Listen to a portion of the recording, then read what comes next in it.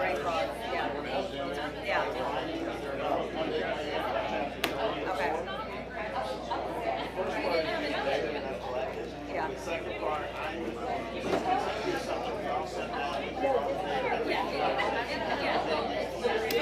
Yes, we would have. Yeah. So somebody did along the way.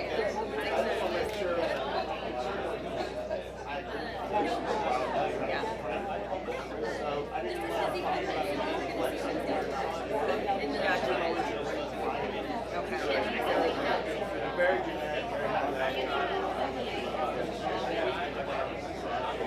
That's what's important. That's what's important.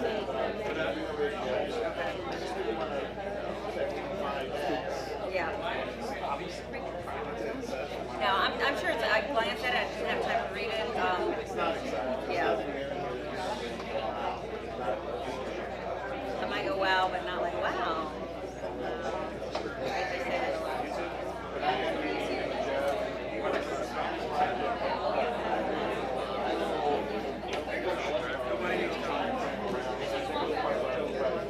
Okay. Yeah. It's just they always come and they've never done anything. Come and talk, they've never done anything. So I'm hoping this. Yeah. Yeah. I met the principal of the fund in Louisiana. Okay. Good. Good. Good. That's good to hear. I was a little worried about this. Talking to the mayor about could do a friendly annexation if the county doesn't draft. I'm not sure what the intent was, but I did it successfully. Yeah. But it was right on. It was really easy to draw. Yeah.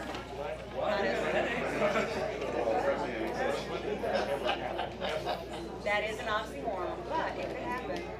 Yeah, it was mutually beneficial. Yeah, that's one of those. Yeah, right. It's like Land USA didn't build it. In this case, they wanted us to sit in It could happen.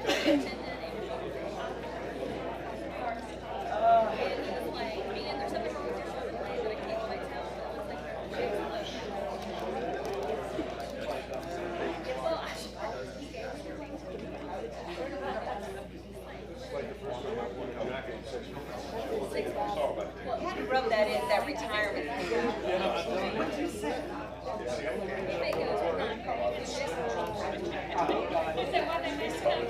Yeah,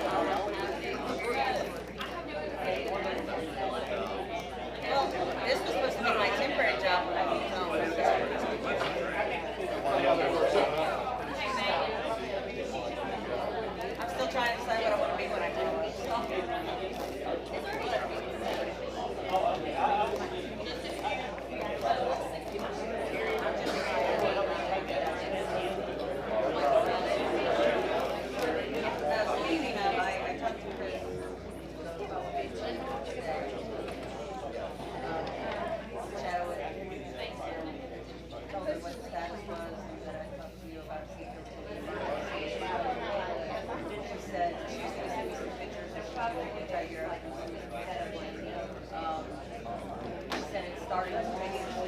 I'm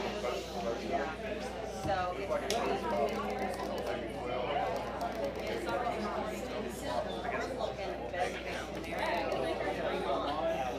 So we need to do something. Hey, Carol. Carol? Yeah.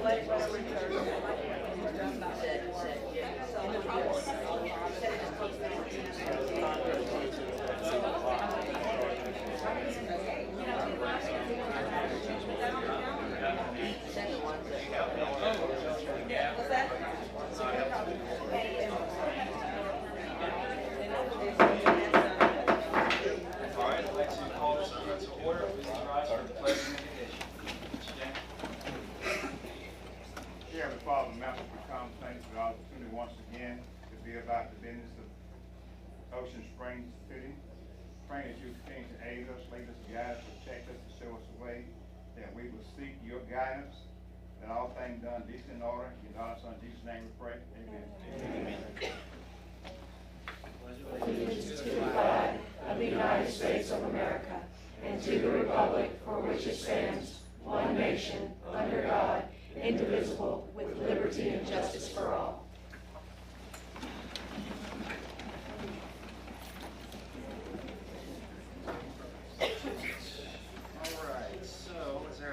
Mayor, I'd like to make a motion to adopt the agenda, please. Motion to adopt the agenda, Mr. Wagner, second by Mr. Cox. All in favor? Aye. All opposed? I was wondering if I had the deficit. All right, we've got a couple proclamations to do. So, do I have anybody from the Montessori school? Come on down. So this is Montessori Education Week. And Montessori education is a method of education named after Dr. Maria Montessori, who was the first woman in Italy to obtain the degree of Doctor of Medicine. Her belief was education should prepare an individual for all aspects of life from a scientific level. She designed materials and techniques with daily routines which promotes the natural growth of learning in students. Each skill was developed to interlock with another. Whereas, based on Dr. Maria Montessori's observation of children and the manner by which they learn, she developed an innovative philosophy of education in the early 1900s that continues to influence learning across Mississippi and worldwide. And whereas in Montessori classrooms, children make creative choices in their learning, while the classroom and the highly trained teachers offer age-appropriate activities to guide this process. And whereas an educational system for children from birth through 18, the Montessori program uses materials, techniques, observations that support the students' natural development, encourage their learning, independence, and self-confidence, and advance the principles of peace through responsible citizenship. And whereas the Montessori method includes developmental teaching, one-on-one lessons, and the promotion of respect among children and peace to mankind. And now, therefore, I, Shade Opson, Mayor of the City of Ocean Springs, do proudly present this proclamation and proclaim this week of February 23rd through the 29th, 2020 as National Montessori Education Week.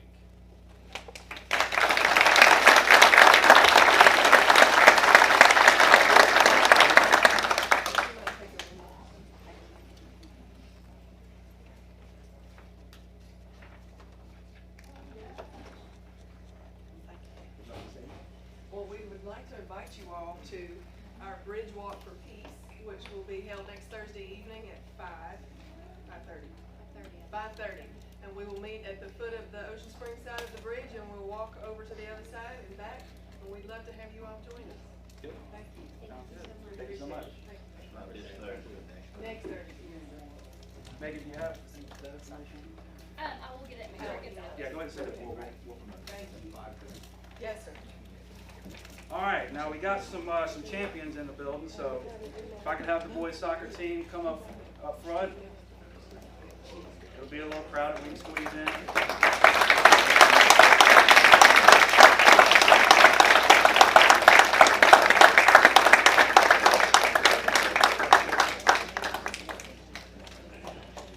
All right.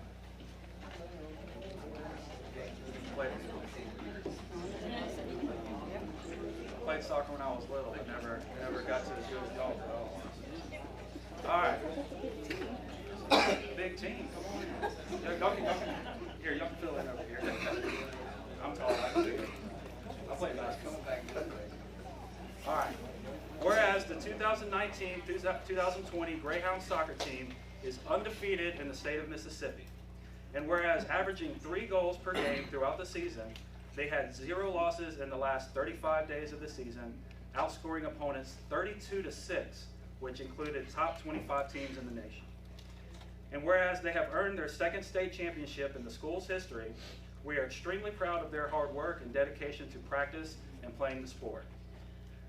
Whereas we are very thankful for Coach Jeff French for teaching the Greyhound soccer team the skills needed to win the state championship. And now therefore I, Shay Dobson, Mayor of the City of Ocean Springs, do hereby recognize the 2019-2020 Greyhound soccer team's outstanding achievement for winning the state soccer championship. Give them a round.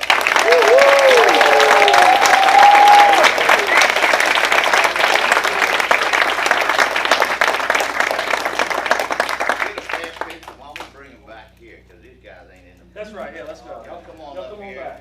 And y'all can kind of spread out where everybody gets this thing. Keep this picture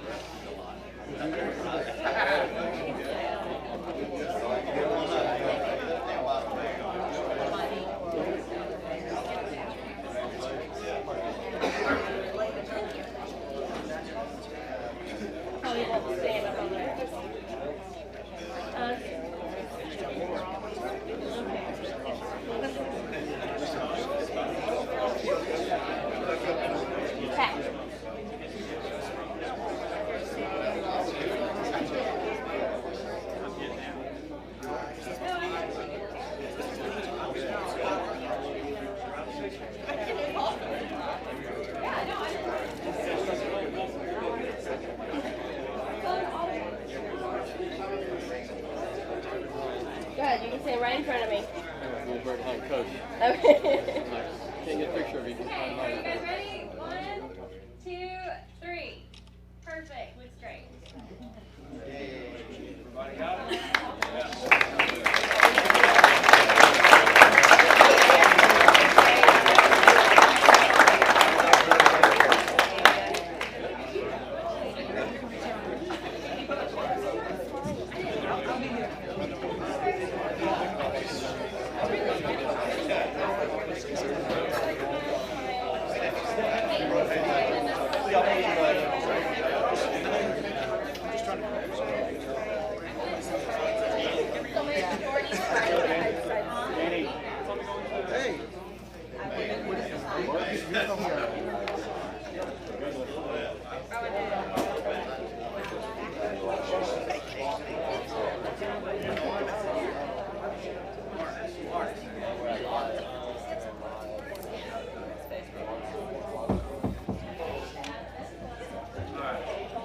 All right, we can go home now.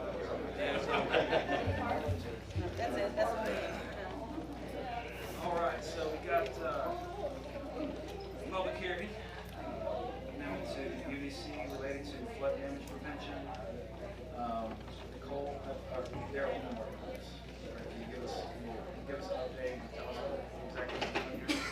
This is the correction we made to make an ordinance compliant with FEMA, and also finish the dropping of the coastal aid. And this was more of a practical matter. We went through the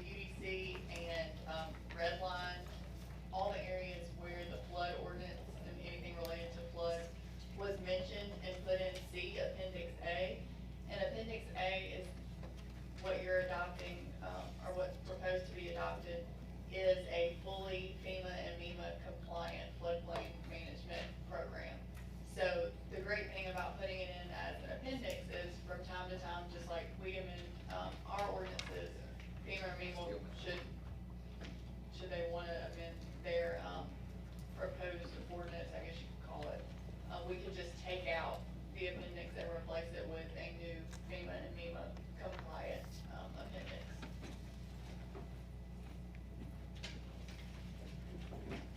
Anybody, any alderman have any questions before we get to the public hearing? Yeah, I just like to, Colin, no, velocity zones will change. That's a Daryl question, but I don't believe so. We basically, the velocity zones, there's no way around changing that. What we've done is we've taken the coastal A to where it doesn't have to meet the same, building regulations as if it was in a velocity zone. So we've dropped the coastal A and just put it back in the AE. I just wanna put that out there so nobody thinks they're changing their zoning on their property. Thank you. All right, Mr. Mayor, make a motion to go into public hearing to consider changes to the Unified Development Code. Second. All right, motion by Mr. Ampe, second by Mr. Hoffman. All in favor? Aye. All opposed? Motion carries. All right, we are now in public comment. If there's anyone, or public hearing, excuse me. If there's anyone who would like to speak either for or against the proposed amendment, come to the microphone now.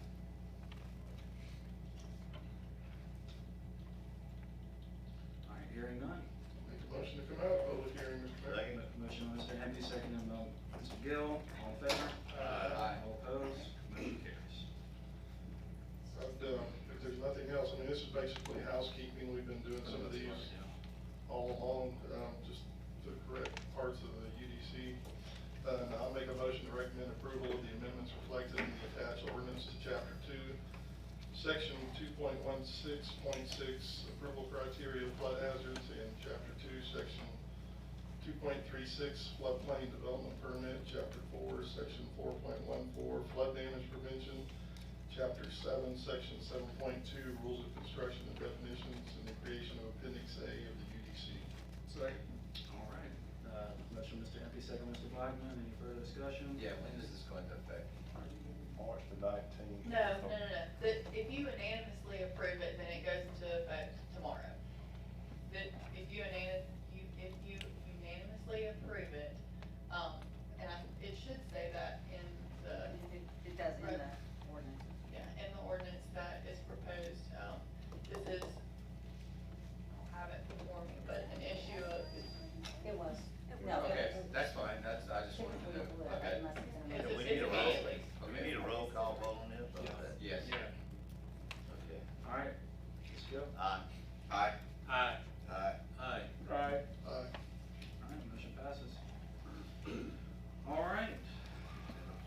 And next up will be presentations. We have a presentation from the YMCA. Mr. Doug Walker, come on down. All right, thank you very much, gentlemen. Board of Aldermen, Mr. Mayor, appreciate the opportunity to speak before you today. Many of you know me as the mean old reporter from WLOX.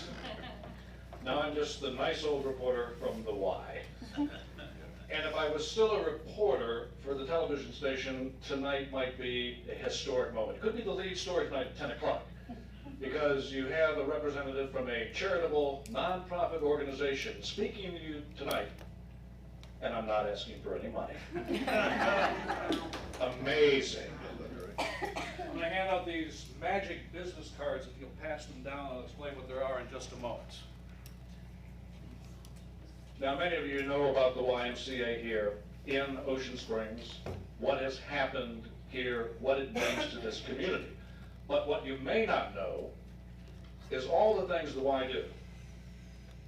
And I'm going to show you a video right now that explains just 15 things out of many that we do. Take a look at this video. Hi, I'm Joey Conner. We both love our Y, and we know you will too. So come along with me and take a look inside to see what the YMCA has to offer. The first thing you see when you walk into the YMCA is our member services team. They're here to help you with all of your needs. The Y has always opened its doors to all families from all kinds of backgrounds. It's what we're known for. We provide a safe, fun, clean environment for families to come work out or even play. Hey guys, you want to play some ping pong?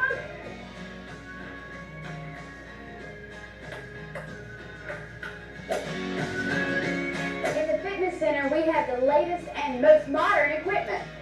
And in bad weather, we have you covered literally with an indoor walking and running track.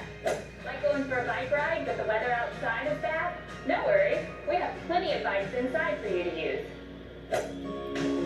We have a variety of fitness classes for all fitness levels, and we have the best fitness team on the entire Gulf Coast. One of the most unique classes we offer is functional training. It's meant to build overall body strength. At the YMCA, if our class schedule doesn't meet your busy schedule, you can try out our Les Mills virtual classes. Here at the Y, we offer climate-controlled natatorium, great for swimming all year long, and complete with lifeguard protection. More importantly, we offer free swim lessons to every third grader in the city. And don't forget about our state-of-the-art hot tub jacuzzi. It's a great way to soothe sore muscles after a hard workout. At the Y, we believe in community outreach. That's why we have Y on the Fly. We travel around the Gulf Coast to teach kids safety around water, fitness, and STEM. At the Y, we have a preschool program that's second to none. We build the educational foundation to guide these kids into their futures. Here at the Y, we have a unique service called Child Watch. Busy parents can get in a workout knowing their kids are well taken care of and engaging in their own activities. Here at the YMCA, we have an open door program. We do not turn anybody away due to lack of funds. As a matter of fact, we give over $100,000 annually in scholarships. And finally, the YMCA's Christian mission promotes programs that build a healthy spirit, mind, and body for all. Thanks for watching. And don't forget, we'll see you back here at the Y tomorrow. Pretty amazing stuff right there, wouldn't you say? Yeah. By the way, the woman in the ping pong shot, the mother is Libby Brickley, who has qualified to run in the Boston Marathon, one of just a handful of people here on the Mississippi Gulf Coast. Now, as many of you know, we're trying to build a new Y in Harrison County, located off of Cowan-Lorraine Road, just north of the interstate, almost in the geographical center of the Gulf Coast, and very convenient for everybody to just hop on the interstate and be there in 10 or 15 minutes. It would be a $23 million YMCA, 65,000 square feet. I'm going to tell you how to dig deeper into this in just a moment. I'm not going to bore you with all the details of what this is going to offer, but trust me, it's going to offer a lot. We feel it's going to be an economic game changer. Part of the equation of this $23 million is $18 million in BP Restore Act money. Now, as you may recall, the Restore Act money is meant for economic development of the coast that was damaged by the BP oil spill. We feel this project certainly qualifies in that regard. We feel, again, it could be an economic game changer. If you need proof of that, all you have to do is look 100 miles to the east in Pensacola, Florida. A new $16 million Y was built in a dilapidated area of downtown Pensacola. In 3 years, and I'm not making this up, $150 million in private investment has gone up around that Y. I want you to take a look at this video that I went over to Pensacola and did.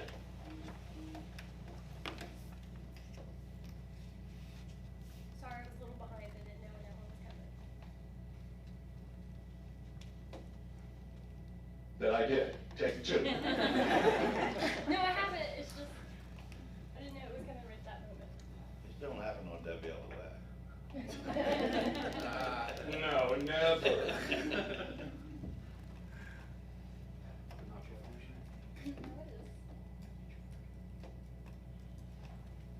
You want me to go ahead and...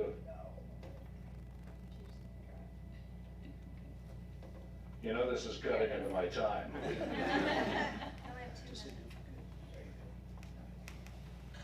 When the new $16 million Y opened in downtown Pensacola 3 years ago, things changed quickly.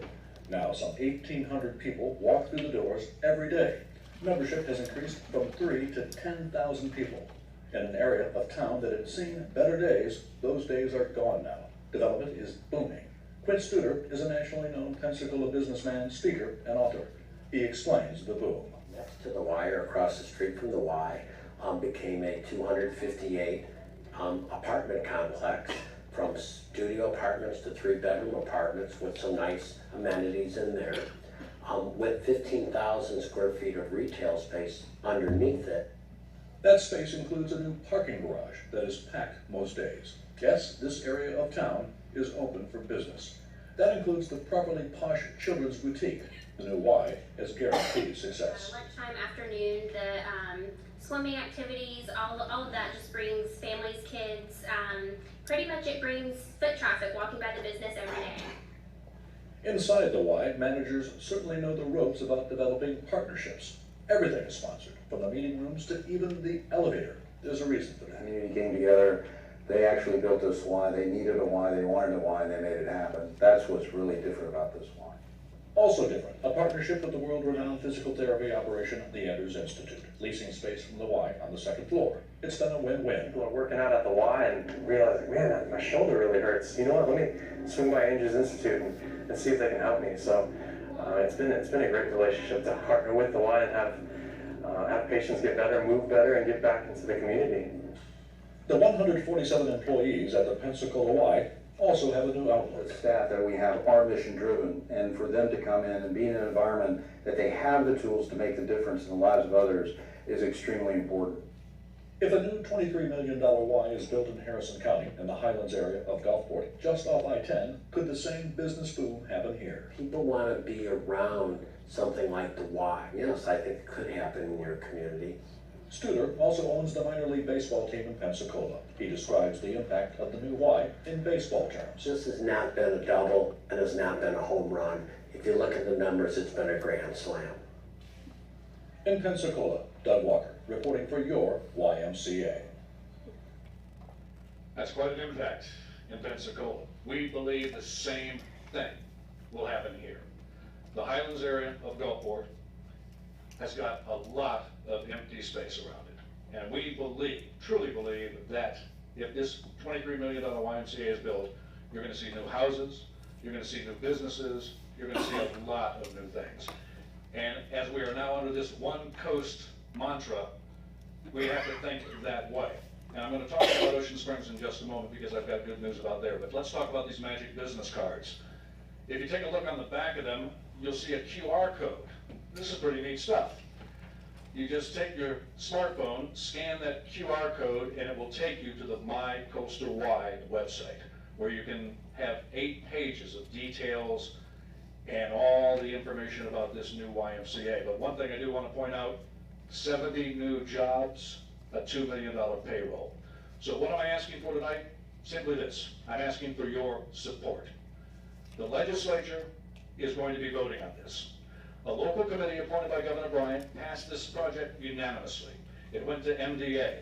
Glenn McCullough, Jamie Miller voted for it unanimously. It's now in the hands of the legislature. And as you well know, there are some northern lawmakers who simply don't like the coast.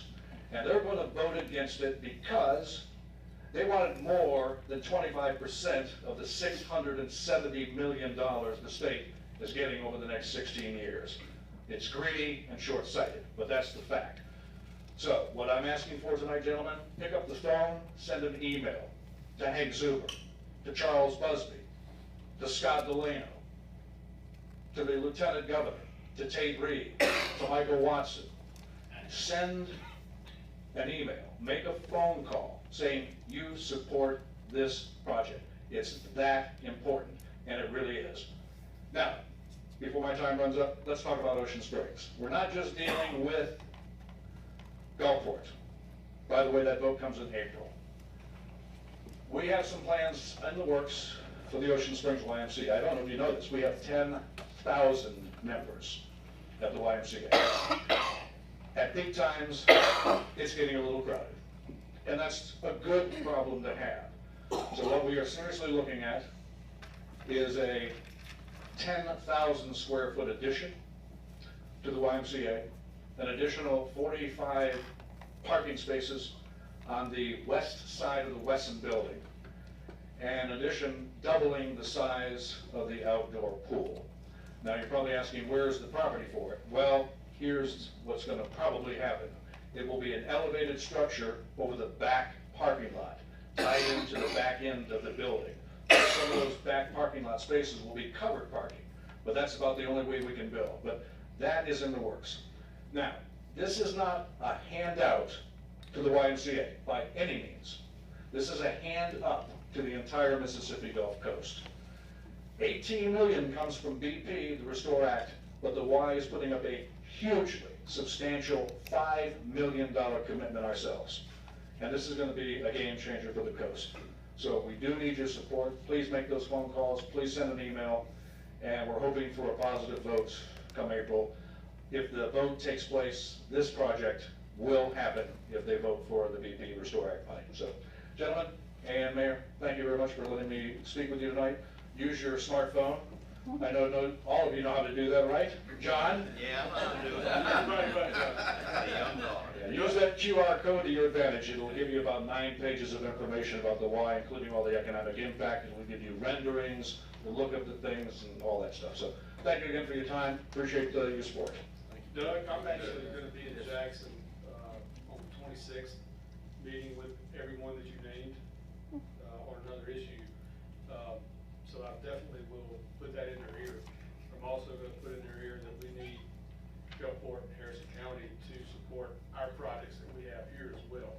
So that's kind of like what, you know, same committee approved our projects, they're approving that one. So definitely in favor of it. But I'd like to seek their support for our projects. And that is certainly something to ask for, because to be honest with you, it is one coast with some exceptions. There's still some provincialism between the cities and the counties, but for the most part, I mean, we're being marketed as one coast, and we need to think in that regard. So I hope that Gulfport will certainly lend a good ear to this project as well, the one down on Government Street. Now, are there any other questions real quickly before I take off? Anybody? All right, gentlemen, thank you very much again for your time. Appreciate it. Thanks for your presentation. Get back to the YMCA tomorrow, and out for about a week. A little longer than a week for me. Yeah, I noticed that. Usually I'm good. All right, next up is the Relay for Life, American Cancer Society, Ms. Lamont.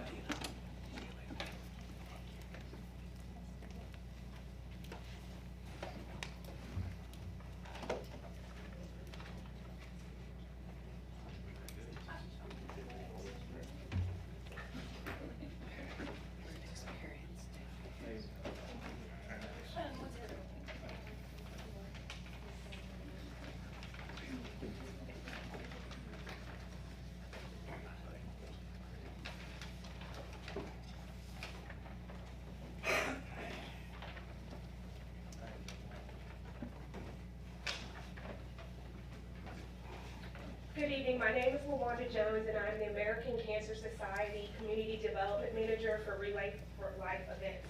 This is Sarah Harbison, Relay Committee and Cancer Survivor. Thank you for this opportunity to address you about the Relay for Life of Jackson County. The American Cancer Society Relay for Life is the world's largest movement to end cancer. You're looking to make the greatest impact to save lives from cancer. This is the most powerful event you can participate in. Relay is an inspiring, one-of-a-kind experience that unites people in nearly every community to finish the fight against cancer. Money and awareness raised from Relay for Life help the American Cancer Society and the Relay for Life of Jackson County to save lives by funding groundbreaking research to discover cancer causes and cures and help people facing cancer today with free programs such as our grant program that has been awarded to Singing River Health Systems to help get patients to and from their cancer treatments. And for Hope Lodge as well, that also we benefit from that particular program. When patients go to Jackson for treatment, they go there at no cost to them or their caregiver. We are here this evening to request your support and sponsorship of Relay for Life of Jackson County. You will find in your packets multiple opportunities that you as aldermen and businessmen can review and decide how you and the city of Ocean Springs can be involved. This year, we celebrate the 35th anniversary of Relay for Life. Our event chair, Jeff Green, will be walking 35 miles in celebration of this anniversary. He will begin at the Bay St. Louis Bridge and end at St. Martin High School football stadium to open up the relay celebration. We would be honored if any of the aldermen and the mayor would join Jeff in the last few miles of his walk to help escort him into the stadium. Now I'd like to invite Sarah to explain the why of Relay. Hi, Sarah Harstedet, hard to say. We moved here in July of 2018 from Michigan. I'd been in Michigan for 16 years and had prayed all 16 years to get out. Finally, we were transferred here to the Gulf Coast. My husband does law enforcement on the water with the Department of Homeland Security. So 30 days later, after we got into our rental home, I was diagnosed with stage 2 breast cancer, invasive breast cancer, which was quite a shock. You know, I waited so long to get here. I thought we were going to pick up on this new life, and there was about a year and a half that I needed to just stop, go through a couple major surgeries, go through 6 months of chemotherapy, go through 6 months of baldness, and then figure out what to do with the rest of my life, which is great. I think it's all been a huge blessing. Aristotle said that the whole is greater when the whole is greater than the sum of its parts. And so as a community, we're stronger together than we are any one person by themselves. So Dr. Mace was my surgeon. Dr. Christie was the doctor who found the cancer. And I got swooped up into this group or whatever, however the system works, where I ended up at Memorial Hospital while living in Ocean Springs. And that was all fine, great and excellent doctors. Dr. Wall became my oncologist. And after the first 4 rounds of chemotherapy, and the end of the year was approaching, and we were going to change plans, I said, well, hey, I think I'd rather just stay in Ocean Springs. They have their own oncology center at Singing River. And I didn't have any reason to choose one over the other.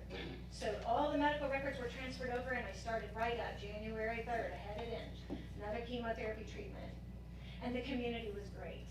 And I'm so blessed to be a part of Ocean Springs, so excited to put my roots here, because the next 47 years will be in Ocean Springs. So the reason I wanted to come and support this was because after I finished all of the treatments, I was then invited to the Survivors Banquet, which was held at the Church of Christ right behind Burger King on Washington. And it was wonderful. And they went around with a microphone. I remember you came and you handed, does anybody want to share their story? No, nobody wanted to share their story. Well, I stood up and I said, sure, I'll tell you my story. And then following that was the cancer walk. And I showed up at the cancer walk, and there were probably 12 survivors that came to the football field to walk a cancer walk that's 35 to 34 years old at the time.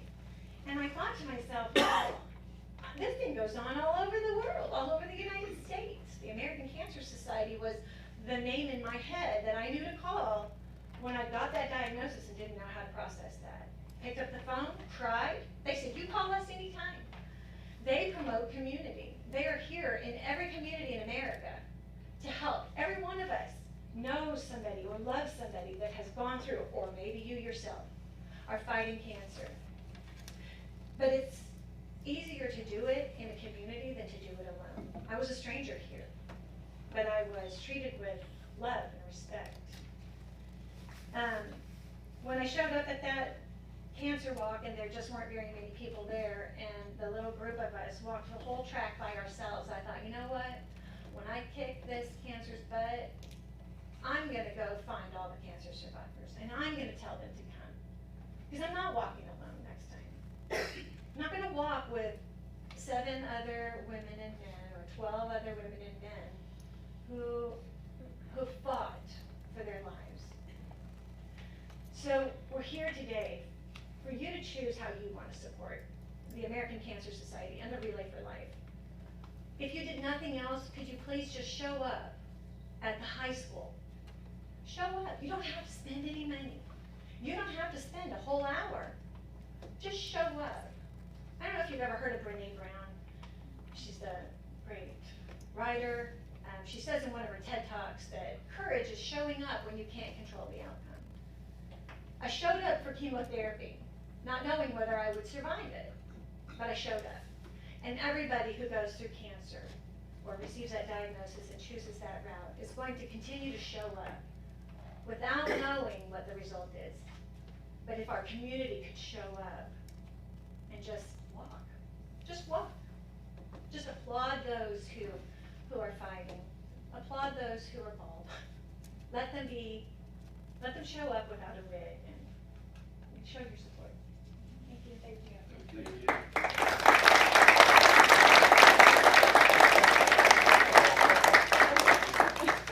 We definitely appreciate everything the American Cancer Society does, and Relay for Life. Luanda and I have been working together on this and other projects for a little bit. They'll do an amazing job, and I'm definitely going to be there to give. Oh, and it's at the St. Martin High School. So is he walking May 1st from Bay St. Louis? Yes, we're still trying to get the start time because we have to time it just right. But it will begin early morning on May 1st. He will start that walk. We are pushing to get media around it, encourage from each county to honk your horns, walk a little bit with him, support him on that entire journey. So we're trying to time it just right that he's coming through those gates at 6 o'clock. Okay. Mm-hmm. Mayor, I have a question too. I have a quick question. Yes, sir. And Joe, I'm gonna ask you, I'm gonna put you on the spot here too. Previously, this used to be held at Ocean Springs High School. Mm-hmm. What happened? Why are we not doing it here still? There's no real significance of why it's not. I think the committees, what the committee was trying to do, because it is Relay for Life of Jackson County, they were trying to spread it out. And then eventually when they made way back here, they landed at St. Martin High School. It's just kind of worked for them, but they're absolutely open to moving it around. But that was the whole thought process, was to spread it out because it is the Relay for Life of Jackson County. Bring it back here next year. We absolutely can. And We're going to hold it. He said it. There's a lot of teachers in Ocean Springs school districts that are battling cancer and showing up to teach our kids. Mm-hmm. We need to, but we can't find enough fundraisers. We can't find enough people to create teams. We need teams in the schools where they could wear, every cancer color has a color. Mm-hmm. So whatever it is, they could wear socks and contribute a quarter, and that money stays in our community. It gives rides to our people. So. Thank you guys. Thanks. Thank you. Thank you.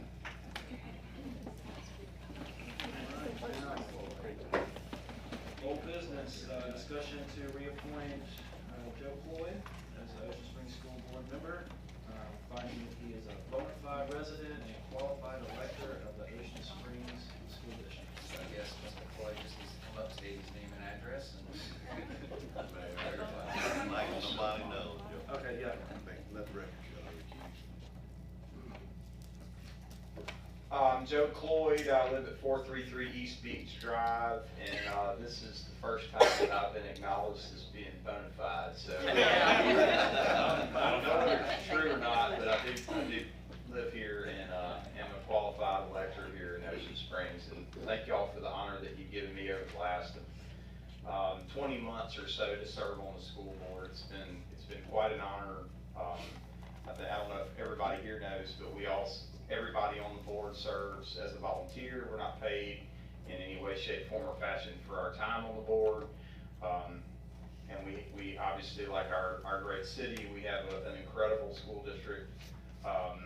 And we've been trying to do some things that are in line with a more conservative direction that we've taken in town on our school district as well. And so I appreciate y'all giving me an opportunity to serve in the capacity of school board member, and I would love the opportunity to serve for a full term if y'all deem it fit.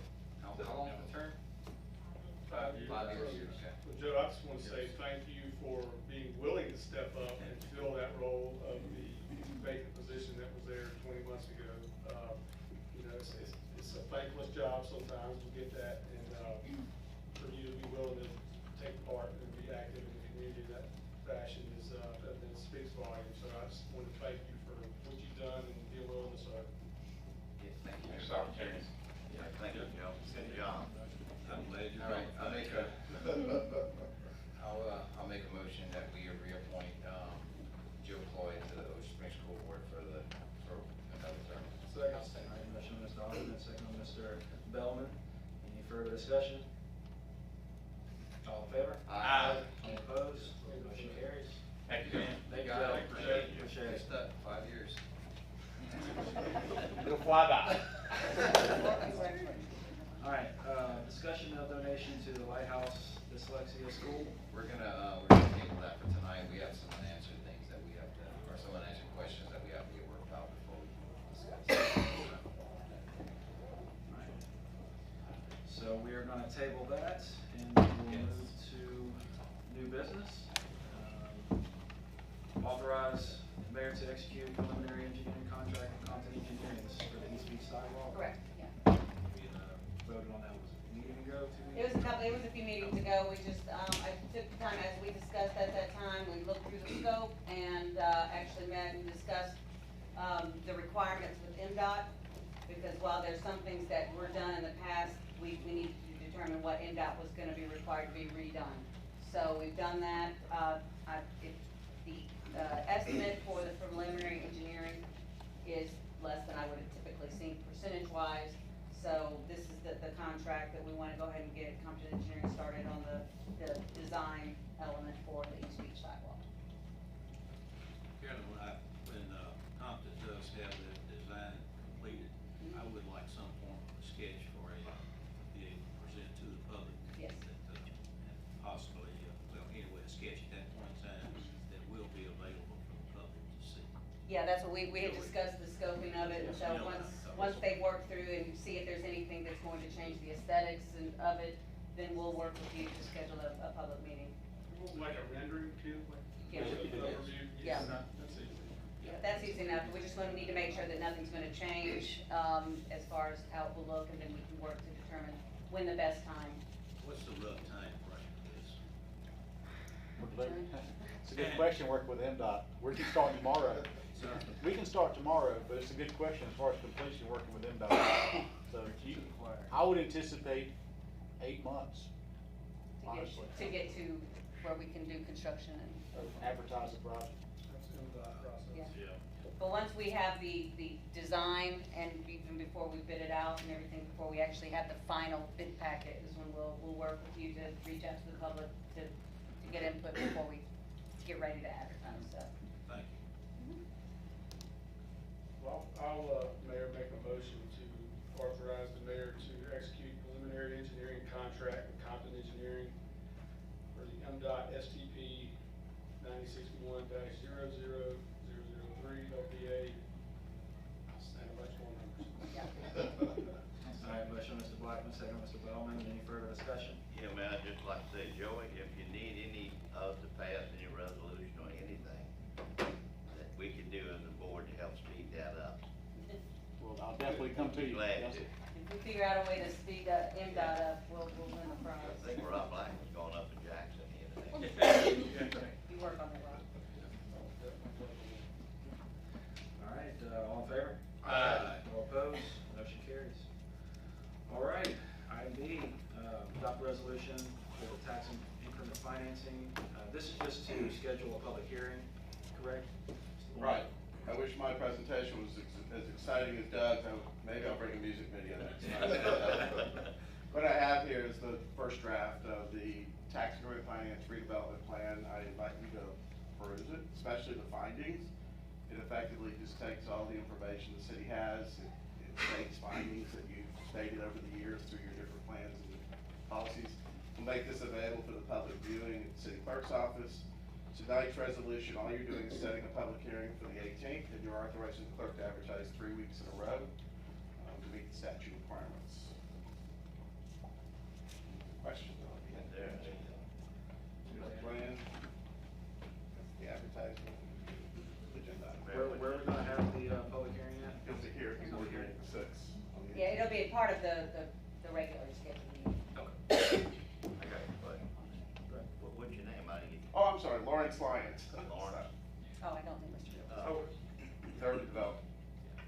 Lawrence, is there a drawing of this? I know that you gave a little package there. Any type of drawing? This is just a redevelopment plan we have to put in place to be able to participate in it. Yeah. I know There's not what a it is. drawing. I know what it is, I was in Jackson. What The whole time, I know exactly what it is, but is there any drawing with that? What's in that document is I stated findings and I took photographs of throughout the community that sort of reflect what those findings are stating. And then the only rendering that's in there right now is the zoning map. And we still need as an exhibit, the legal description and a survey map of the city limits as well. That'll be as an exhibit. That'll be So in attached. other words, you're saying this covers the whole city? It'll cover the entire city. And if the city ever annexes more land, you'll wanna amend this plan to include that annexation. There would be no good logic not to include the entire town. In other words, you don't know where development may occur. I have been contacted actually, just coincidentally, after I met with y'all last time with a developer who's doing a pretty substantial project here in Ocean Springs. Wanted to know if I could help him present TIF to the city. And I said, well, the city's not ready to hear it. But he found me through the internet from a project I did 4 or 5 years ago in Picayune. Just a weird coincidence. So I'm gonna be meeting with him further, getting details, and at some point I'll come forward and informally present that project to you and see if you wanna pursue it or not. But right now, you're gonna get your authority in place. What about the residential areas? It's everything. It's the entire city limits. TIF doesn't usually make a lot of sense economically with residential because people homestead, so there's not a lot of ad valorem tax associated with it. So there's not a lot of leverage. Typically, what I would recommend if someone was building a large neighborhood is to do a public improvement district or running assessment through that district. So you would do it a little differently because there's just not a lot of revenue. This is, typical project would be commercial projects, retail sales, developments that are like 5 million or more. Like to see them even bigger than that typically. Just depends on the nature of the project. Each project has its own standing. Typically, I will talk to developers and sort of scrub them, and if they don't make sense, you'll never hear about them because, it's not a free money source.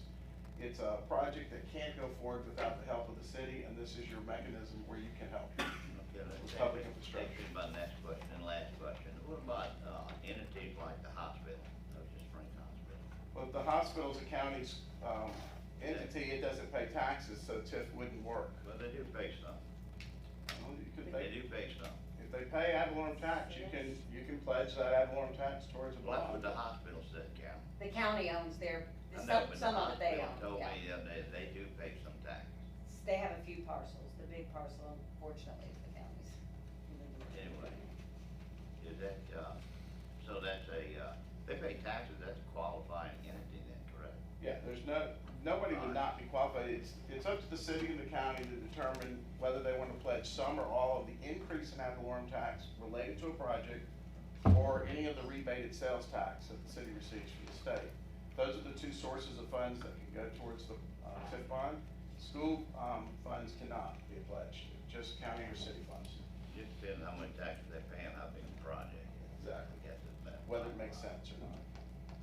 Okay, thank you. Mayor, I'd like to make a motion to schedule the public hearing for March 18, 2020, on the tax increment financing draft redevelopment plan. Second. All right, motion, Mr. Hempy, second, Mr. Blackman. Any further discussion? All in favor? Aye. All opposed? Motion carries. It's a young 18, thank you. So much, thank you. All right, we are moving to the consent agenda. I need to pull item O, is that correct, Carol? Yes. So item O, P, C and L. C and L. Can someone please pull B. B? What B is it? B is in Victor. Maybe I'll go second, let me find one out. All right, I have items O, P, C as in cat, L, and V as in Victor. Carolyn, okay. Mayor, I'll make a motion to accept the consent agenda minus. Wait a minute, wrong thing. I was just trying to find my number. Can you tell us what the ball? Please, sorry.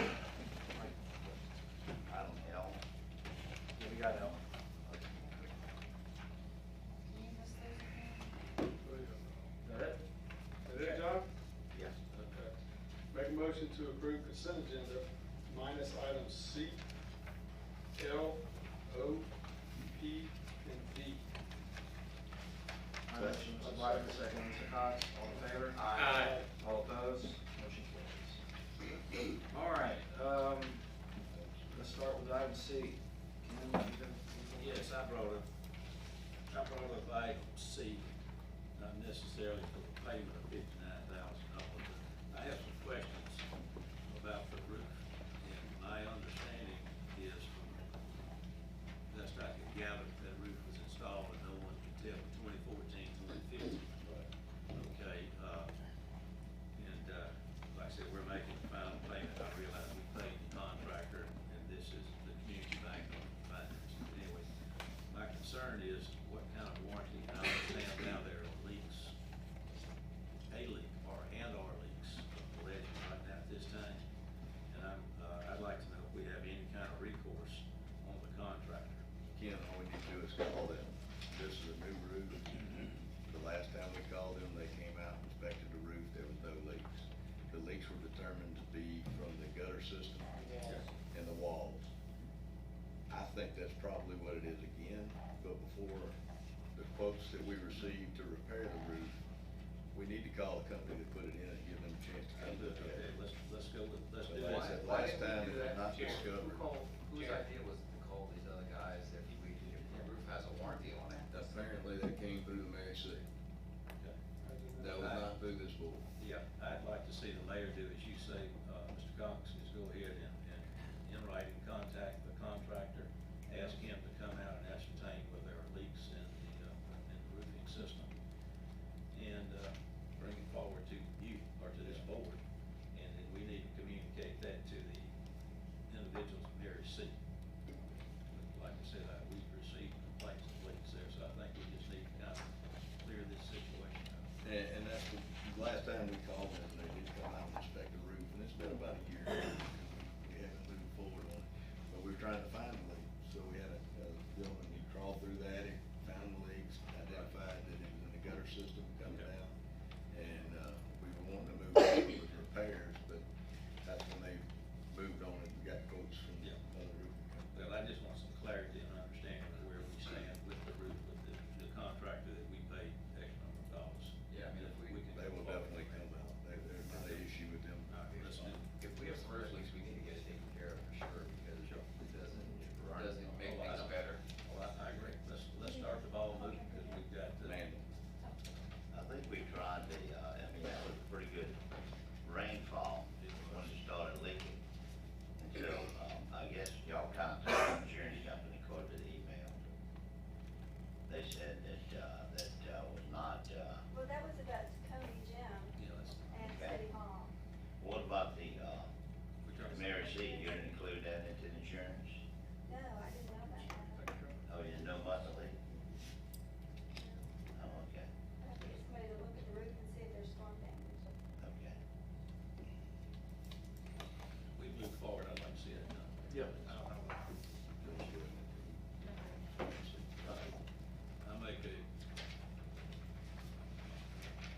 I make a motion that we go ahead and ratify the check to the Community Bank of Mississippi in an amount of $59,109.74 for Mary C. O'Keefe roof loan final payment. Second. All right, motion, Mr. Pena, second, Mr. Cox, all in favor? Aye. All opposed? Motion carries. All right, item L. Okay, item L. Item L, I need some clarification on this. This is, obviously the Front Beach Living Shoreline Project. And paraphrasing, I realize that we saved $10,000 from the dredging project on Fort Bow, and we moved it to, Allen Engineering for this Front Beach. And, for clarity, I need to know, we all agreed at some point in time, whether it's from writing or not, we would only do phase one or part one, however you want to say it, of the living shoreline. Yeah, this doesn't change that project. Okay. Yeah. Okay, it still stays one of the Yeah. three. Yeah, correct. The issue, what has happened, we actually anticipated already being under construction, but the Corps has delayed us over about 7 months. So that was work that was not anticipated. This project was designed to fit under their new national permit for living shorelines, and for some reason the Corps has used it as I don't know, it's the first one, so that they've delayed it and gone back and forth, and that was many, many hours that we did not anticipate Allen Engineering doing. So previously, Would you stop right there? Yeah. And clarify, because my next question is, why are we giving them $10,000 more for one phase? this is why, their contract was, created with the anticipation of how much work was gonna be involved. It was not anticipated that we were gonna have to go through this much back and forth with the Corps and provide them with more information because it was designed to go under their national permit, which should be a much easier pre-done process. So they have spent many, many more hours of coordination with the Corps than we anticipated. So that's why the request for the increase. It's not, I do know that it's not all of the hours that they have had to work, because we have a stack of communication back and forth, but it was a fair amount for them to ask to recoup the time that wasn't anticipated. Was that, no, it's there now. I mean, how many more times we're gonna have to come with Oh, we've got, okay, well, let me give you the whole picture before you go there. It's there now, and it really was just answering the same question over and over. It was working through the bureaucracy of the Corps. So that is complete, and we anticipate getting release of the project here shortly. They had already last year they had reduced their fees when we kind of changed the scope of things. So they had already reduced and taken $15,000 out of it last year. And so this is, we're gonna need to put it back because we didn't anticipate the Corps would take this much of their time. Now, that reduction was taking away the landscape? It was, yeah, the original scope of the project was we were gonna incorporate a lot of volunteer work, and their staff was gonna oversee the volunteers. And we've since then changed the scope to make it more of a standard contract. So that time had already been removed from their contract. This is time that they have already had to spend working with the Corps over the past 6 or 7 months that was not anticipated by anyone. I'm not quite sure what was going on at the Corps, that they asked the same questions over and over again in different ways and caused the engineer. But this is gonna be the only time that. We waited till we got to the point where the Corps was saying, okay, yes, we have no more questions, and that happened a couple weeks ago. So, at the same time that this was coming to fruition, and I was getting very frustrated going back and forth with the Corps, we finished the Fort Bayou dredging project, which actually came in $13,000 under budget, also Tidelands funded. So, we typically, if a Tidelands project comes in under budget, you just give back the money. So what I'm asking in this item is to reallocate the remaining amount from the dredging project, which is now complete, over to this project that would cover the additional engineering fees and also $3,000 for. We could roll that over to the sidewalk project also. Yeah, We could do that. I mean, we Scrap could. this and go to sidewalk. We've already spent quite a bit on this. This is not, I mean, that's a whole nother discussion. I don't have the figures with me, but we just be throwing that money away? Yeah. How ago did we start this project, this living shoreline, how many years? 2 years. 2 years ago, and we had anticipated being under construction this past fall, and the Corps has delayed us. Did that come before the board to be approved? Yeah. Mhm. Yeah.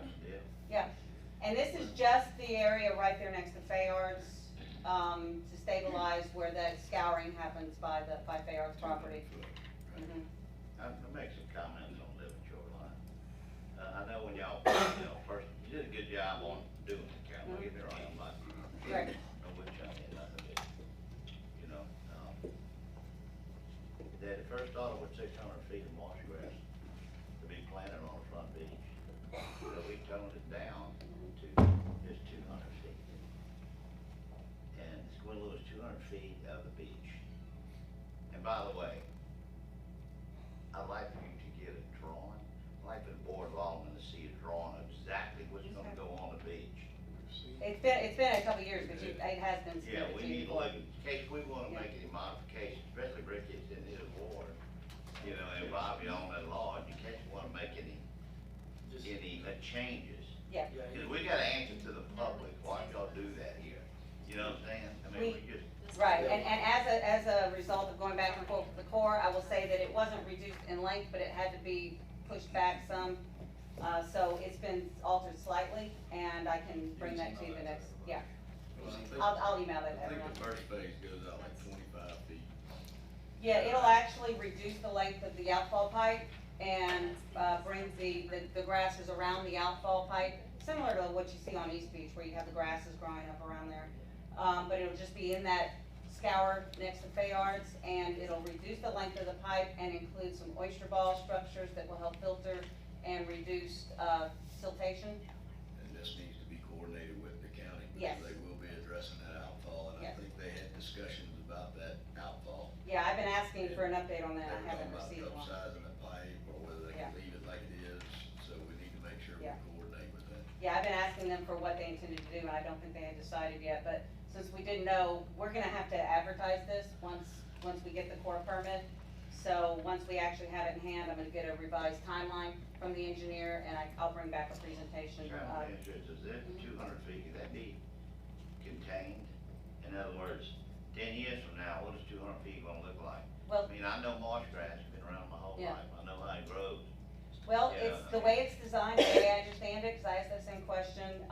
The eastern end of it is actually on Fayard's property, so that contains that end.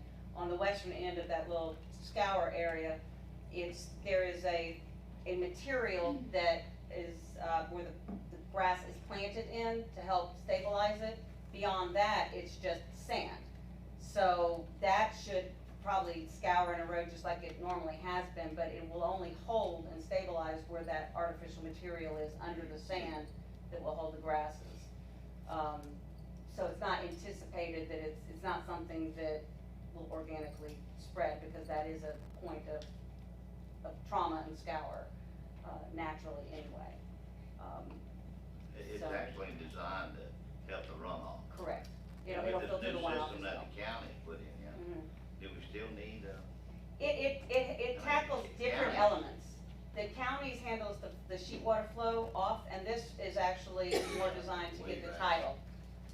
So it's two different factors. And actually, where this is going, I don't know, with the counter and all the time, that little corner is a bunch of oyster shells, so it's That's- not like you're losing sand beach right there. No, you're not losing any sand. You're actually gonna gain a little bit, and that's what the Corps had problems with, is they thought we were doing a beach restoration, which we weren't. But you will put some of the sand back that has been lost. So, but anyway, that's so I put these on the same memo because they do kind of go hand in hand. So what I was asking for was authorization for the additional funds, for the work that they've had to do with the Corps, and also to request the reallocation, to close out the Fort Bayou dredging title application and move it to this. Mayor, I make a motion to approve item L. got one more comment? Motion, Mr. Wagner, second, Mr. Hampton, go ahead. Carolyn, if there's any money left over out of that Fort Bayou boat ramp for signage down there. Yeah. 30 years old, be nice to get a. Well, I'm working on, and that's why I don't have the exact amount, because we have to put a permanent marker, and I was gonna be working with Jerry on placing it maybe next to the sign. So if we wanted to maybe use, I don't know how much of the Highlands funds I can use on that, but we can do it at the same time. I'll coordinate with Jerry to see what signage improvements. Cause it's a park. Yeah, so I'll work with Jerry on that, and use whatever funds are eligible. All right, all in favor? All opposed? Motion carries. All right, Carolyn, report on item O. Yeah, this was just, in communication with the attorney representative for the property owner of the former KFC. This is the last right-of-way we needed on the existing right-of-way for Steelman. But there were some, from the time that we drafted the resolution originally to now, they changed the name of their company. So that's all this, I just had to pull it to give you the page that was handed out, is the corrected resolution. Yeah, that's the corrected, the shaded areas are just where I had to change the name. And they put in a stipulation, they wanted to make sure that we work with them. This becomes one of the few properties that we have that has a major road on the front and back rather than a corner. And so they wanted to work with us to be able to essentially do a license to encroach if they need a second freestanding sign in the back. We've designed it to where there is green space there. So they just wanted that reflected in the resolution, and that's that's acceptable to This us. is the last piece of that right away, so we can actually finish up the. We haven't worked with still. Ziad to punch through the concrete, but this will at least allow us to go forward. I've been working with, Public Works to get the water and sewer lines replaced and pipe the ditch and add the sidewalks, and we're also gonna work with the county on the roadway. Where we at, Ziad? Now that we have this, I can go forward with meeting him, with him. We already have the Walgreens. We have the Walgreens, yeah. Big This was part. the last piece of the existing stretch. Well, I'll make a motion, we accept item O, to reflect the name change of the owner to TC Ocean Springs Realty and any other highlighted change on this. I'll second that. All right, motion by Mr. Blackman, second by Mr. Cox, any discussion? All in favor? Aye. Any opposed? Motion carries. All right, item P. Carolyn, I just have a couple questions about this. So, Ms. Holmes is the owner of this, right? Correct. And so the lots being split into are both conforming square footage wise? Correct. And where the house is situated is still gonna, on that one corner that's close to where it kind of goes this way and goes this way, that gives them the full. That's why they had to make it not a straight split, so that they would have sufficient setbacks on the existing, structure. And they won't go to historical until they were to do something with it. Correct. Construction will go to HPC, the lot split. Okay. All right, I make a motion that we approve item P. Second. All right, motion Mr. Hoffman, second Mr. Blackman, any further discussion? All in favor? Aye. All opposed? Motion carries. All right, item B, B is in Victor. Yes. I asked Ms. Sherry to pull that just because I wanted to state that, in the contract, those who don't approve this, I believe multiple times, there is a section, which would be section 11, the choice of law provision. The provision states that the laws of the state of Iowa will apply. So I just wanted to let y'all know that constitutionally you're prohibited from entering an agreement that states that. So I wanted to go on record and say that before approving. We need to modify it. We have requested, Ms. Sherry sent an email on Thursday, to the contractor requesting to modify that provision. So can we just approve it pending? You can. You can approve it contingent upon that change to the contract. Jerry, we've used this contractor in the past. Correct, and it very well may be that in the years before, and when she mentioned it, I almost remember John Edwards, and I almost remember Kevin having some conversation back and forth with the, display company, so they may have done the exact same thing that Ms. Nicole is doing. So I just could remember what she said, so, approve it with that being removed from the contract, then I don't think we'll have a problem with that. We'll make a motion I'll make a motion to approve the fireworks display agreement with J&M Displays with the amended contract. Comes back, contingent on the contract. Choice of law provision. Choice of law provision. I'll second. All right, motion Mr. Blackman, second Mr. MP, any further discussion? All in favor? Aye. All opposed? Motion carries. All right, we're gonna go to, department reports. I got a couple things on here, I forgot the list. First off, I went to, Public Works. We've had Alan and Candace, basically being, working as a dual head, for a while. We decided we would try this out and see how it worked. I'm happy with it. I think they're doing a fantastic job. But what I would like to do is for Mindy and the HR committee, to go ahead and call a meeting to, see what we need to do as far as, more of a long-term solution and to get everybody's job description and such, up to par with what it needs to be. So I think, whose HR committee is it? Mine? Me. And Joey? Yeah. So, anyway, that's also Mindy, just coordinate with them whenever you can to go ahead and get this done. We'll move forward with that. Also, we have some information on the crepe myrtles.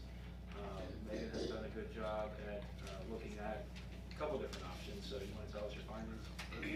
So I talked with 3 professionals in the landscaping industry, and one of them did say that he was under the opinion that they had bark scale.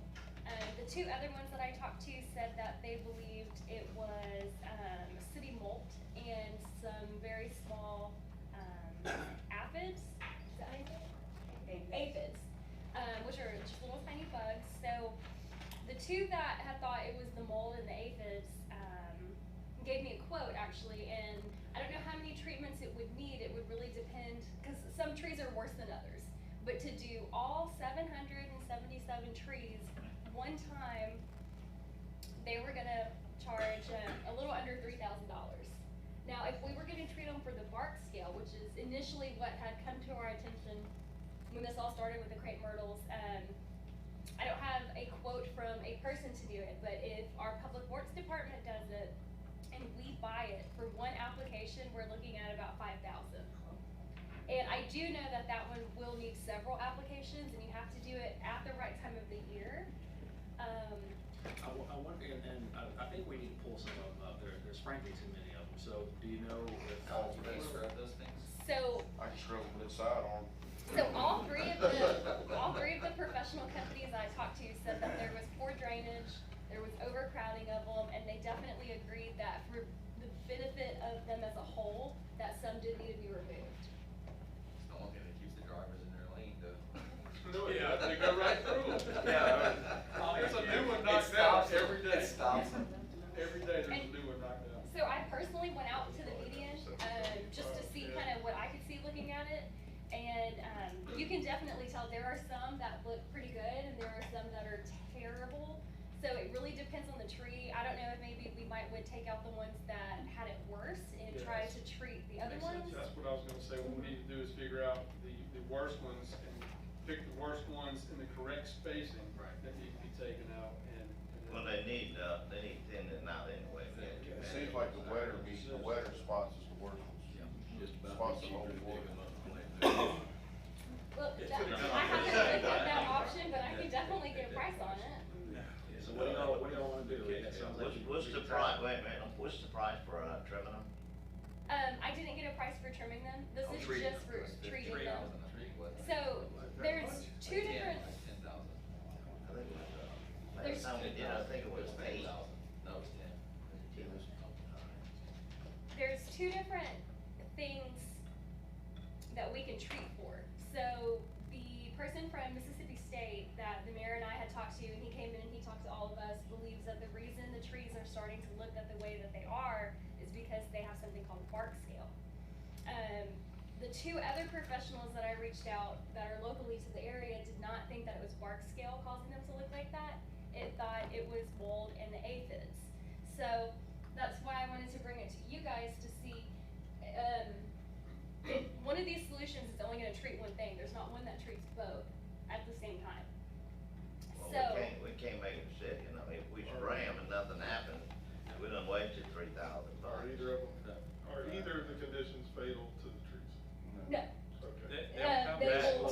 they will just but make it them will- look it will- worse and worse. If it's bark scale, it will spread to other trees though. I heard I just think good old at this household bleach will take At care this of point, I that. think we start with a price of the thinning of the trees.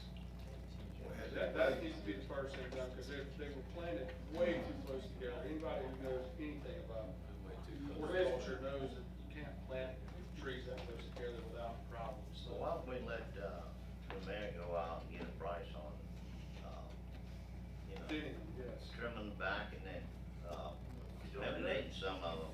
On the plans, In the We probably should. in the future, what is NDOT's plans for those trees? Are they going to the center, or are they coming out? They're probably They're coming down the center. Eventually. I mean, how much money do you invest in trees Not that's even gonna there go yet. when they do the? Well, yeah, but that's, I mean, They when they took go away that the way. funding. That's 2 years, though, man. I did have someone, one of the companies that came suggested taking out the very best ones and replanting them somewhere else. Just off the top of his head, he talked about the 57 complex, but he said that we do have several that are still in really good shape and would easily be fixed. Well, you know, But Beckley was still. that's what's his suggestion. They're not, some places take care of them too. Yeah, well, you know, the thing about it is, in my estimation, we should cut them first before we treat them. You know, cause I mean, if you cut them, you're gonna eliminate a lot of that black stuff. That ain't got that much to treat. But if you treat it right now, you're treating the whole tree that we're gonna cut and trim back, so that's senseless. How about this, Alan, do you think y'all could, I mean, y'all could take some of them out? could take some of them out. We're talking roof and all, I mean, not just They grow back, cause it turned into a. That's the hardest part, is getting all the little finger roots off of everything. If you leave one little root there, next month you got a bush. Well, you put that spray on it, Alan, nothing. You're gonna have big dead spots all the way down the road. Hey, we bought your truck, go, man, get up there and use that thing. Once good, you get it off. I'm more willing to go, we'll start tomorrow. Well, I think the guy that we give to trim them could clean them out, could take some of them out, and cut them back. And it's gonna be a registered, commercial tree company. Y'all just You know, back- Look, Yeah, so this was just my let's findings. leave it with this, I mean, Megan, thank you for this, I mean, it's a lot of work to go through and us not to say, yeah, let's do something tonight, but I think, Shay, you need to take the ball on this and get with Public Works and a professional and say, which ones need to be taken out? We start that process, get them cleaned up, and then we'll look at a possible treatment if we need to. We need to get a price on cutting them too, is that what you're saying? That's what I'm saying, Okay. cut them out. I think we The can ones probably that need take to out, go. probably at least 25% of them, I can set up something probably more than that. for us to get together with one of the people that I met with. I See how think that's many the we can next out. process, I mean, because I can't see just wasting $3,000. If we're 100% sure that's even gonna take care of the problem. Right. Right. So you're gonna get a price on cutting them back and eliminate some of them. Yeah, yeah, Okay. yeah, I think that's the game plan. It's All right, like we're sounds almost good. in summer now. I just wanted to get the conversation going to see what Start everybody flowing. wanted. There are professionals. That thing that caused us this. Spaced out. Put them all in one different. There's a section that's cheap, Maybe cheaper to pipe that ditch down the middle. All right, moving forward, docket of claims. Anybody have any items for the docket of claims? I'll make a motion to approve the docket of claims as is. All right, motion Mr. Lyman, second Mr. Hempy, all in favor? Aye. All opposed? Motion carries. All right, Item B, need to authorize purchasing. item B, authorize the purchase of new telex console and equipment for Ocean Springs Dispatch. Chief, does this work in conjunction with the new radio? Is this part of the? Correct, the console is the brains of the equipment. Okay. All the radio systems for police and fire and so forth, work off of it. This is a definite upgrade from what they've had. I think the one that we have still has tubes in that. But, Is the old one still, the this- one yeah. that's down from the old station? Correct, and, Oh, really? this has, this is all touch screen technology. And, really, I asked Vicki to put this in the wrong place, it should've just went under consent agenda, but if y'all approve it, it's funded by forfeiture money. Once again, saves us about $60,000 of taxpayer money. Drug dealers get to buy this for us. Yeah. I'll make a motion to authorize the police department to purchase the new telex console and equipment for Ocean Springs Dispatch. Second. All right, motion Mr. Hempy, second Mr. Blackman. Any discussion? All in favor? Aye. All opposed? Motion carries. All right, now we have public comment. I have, oh, did I skip that? I'm sorry. Sit her down. Yeah, so we have some, remaining balance from the dog park. Got here, looks like we got a swing at John Gill's Park, fence at Fort Morepaw, backboards at Halsted Tennis Court, resurfacing the courts at 5 and 6, Martin Luther King improvements, various stuff. And so, I only have one issue with this, Jerry. Okay. We're moving forward with that parking lot at 57. We've been trying to get for years. Right. And if this money is needed for that parking lot, I don't want these items to keep us from finishing. Four of those items y'all already You're bought. already bought. Y'all didn't have the money. And I had to So take those them we out need of to my cover. Y'all need to move forward. Right. The only, Anything about about that later. the only thing that's on you that you have not, that has not been spent, but is the, tennis courts, and they have to be done. I mean, Well, I thought we approved that. you approved for them to be done in the budget, but we were trying to find the money for it. So we found the money for it. Item 2%,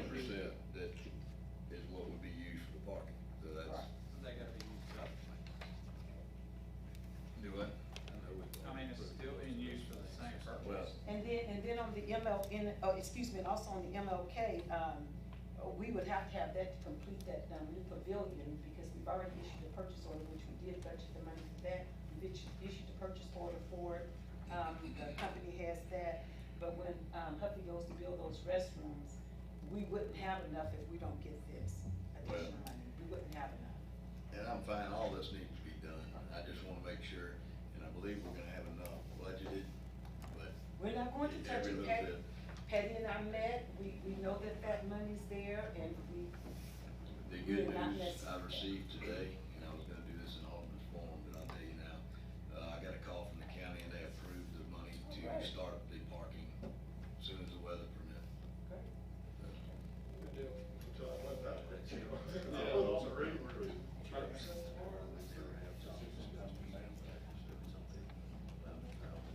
Okay, well, I'll be happy to make a motion, approving item C under Parks and Recs, transferring the remaining balance of $34,344 from the dog park project to cover the unbudgeted costs for projects at other park facilities.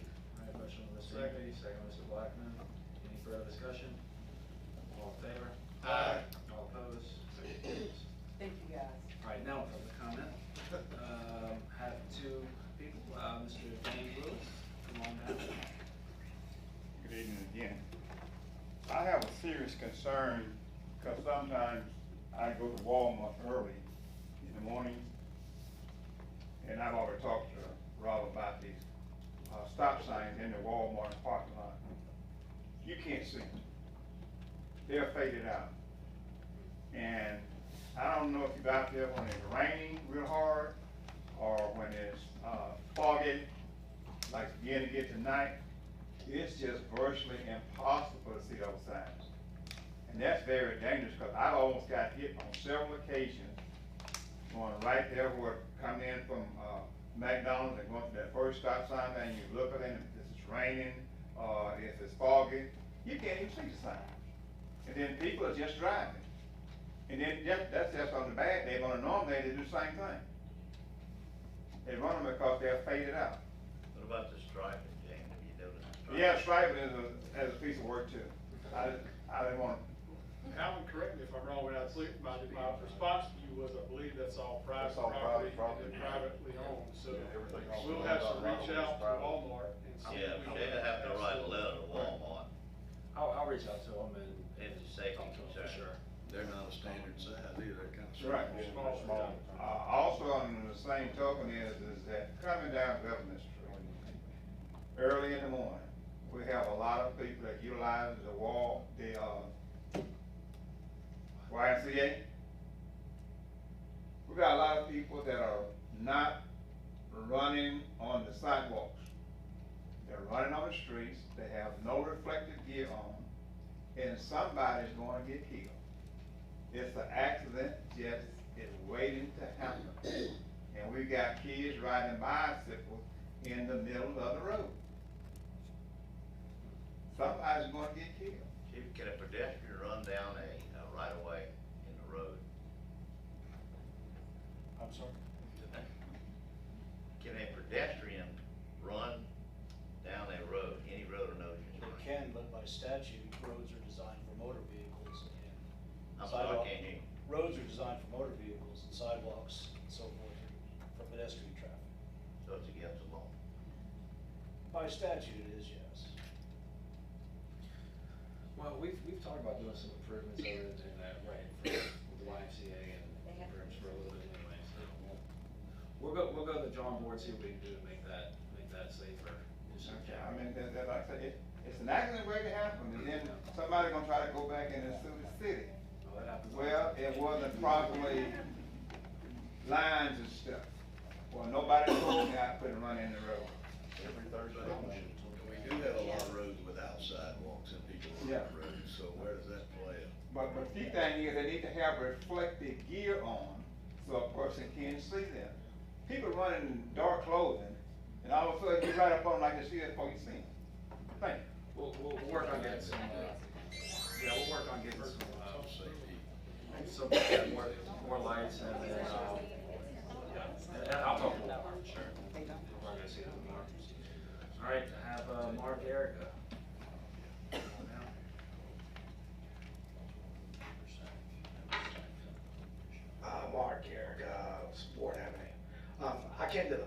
commission meeting, Thursday on my grandfolks' property, 414 Martin Avenue. There, I didn't even argue, because there they said, it was gonna have to go before the historical committee before it came to y'all. But I think y'all just voted on it, right? Item B. Splitting of the property. Yeah, and y'all just wanted, y'all granted it, right? Okay, well, they had told me that they had to go before the historical committee before it came to y'all. Anyway, 418, the Winklejohns next door, y'all were very patient with, they were just sitting there forever, and y'all, and then people finally are like, gonna do something with it, which is really cool, that they're gonna fix that house. My grandfather's house, 414, it has a name up on the house, it says Terrace Hill. And Terrace Hill isn't the house, Terrace Hill is the yard. The yard was Terrace Hill, and they named the house after the yard. And now they're gonna chop the yard in half. So I've already offered full appraisal. I said they could get their own appraisal, I paid full price as is. So I think it's, so if they do chop this thing and then I'm able to buy the house, how is the house protected? Because the lot split, the lot actually comes to the front of the house. So how close can they build? I mean, can they cover up the front where you can't see the front of the house at a certain angle? I mean, how's that work?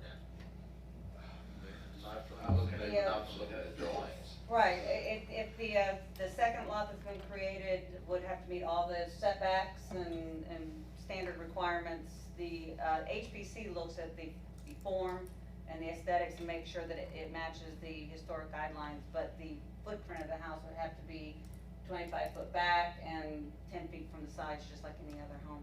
Well, I see there's a house on Magnolia trying to get a lot, like a change up for the setbacks, whatever. Are they not trying to get their house moved forward or sideways? They haven't, well, that's a different issue.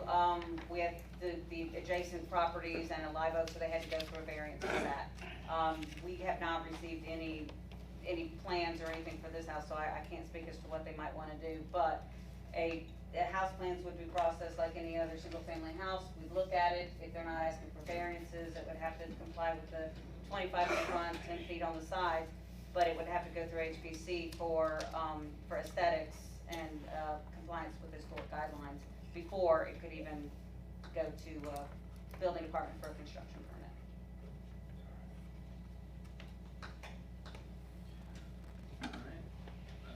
Still have some time allotted to public comment. Is there anyone who would like to address the board for up to 3 minutes?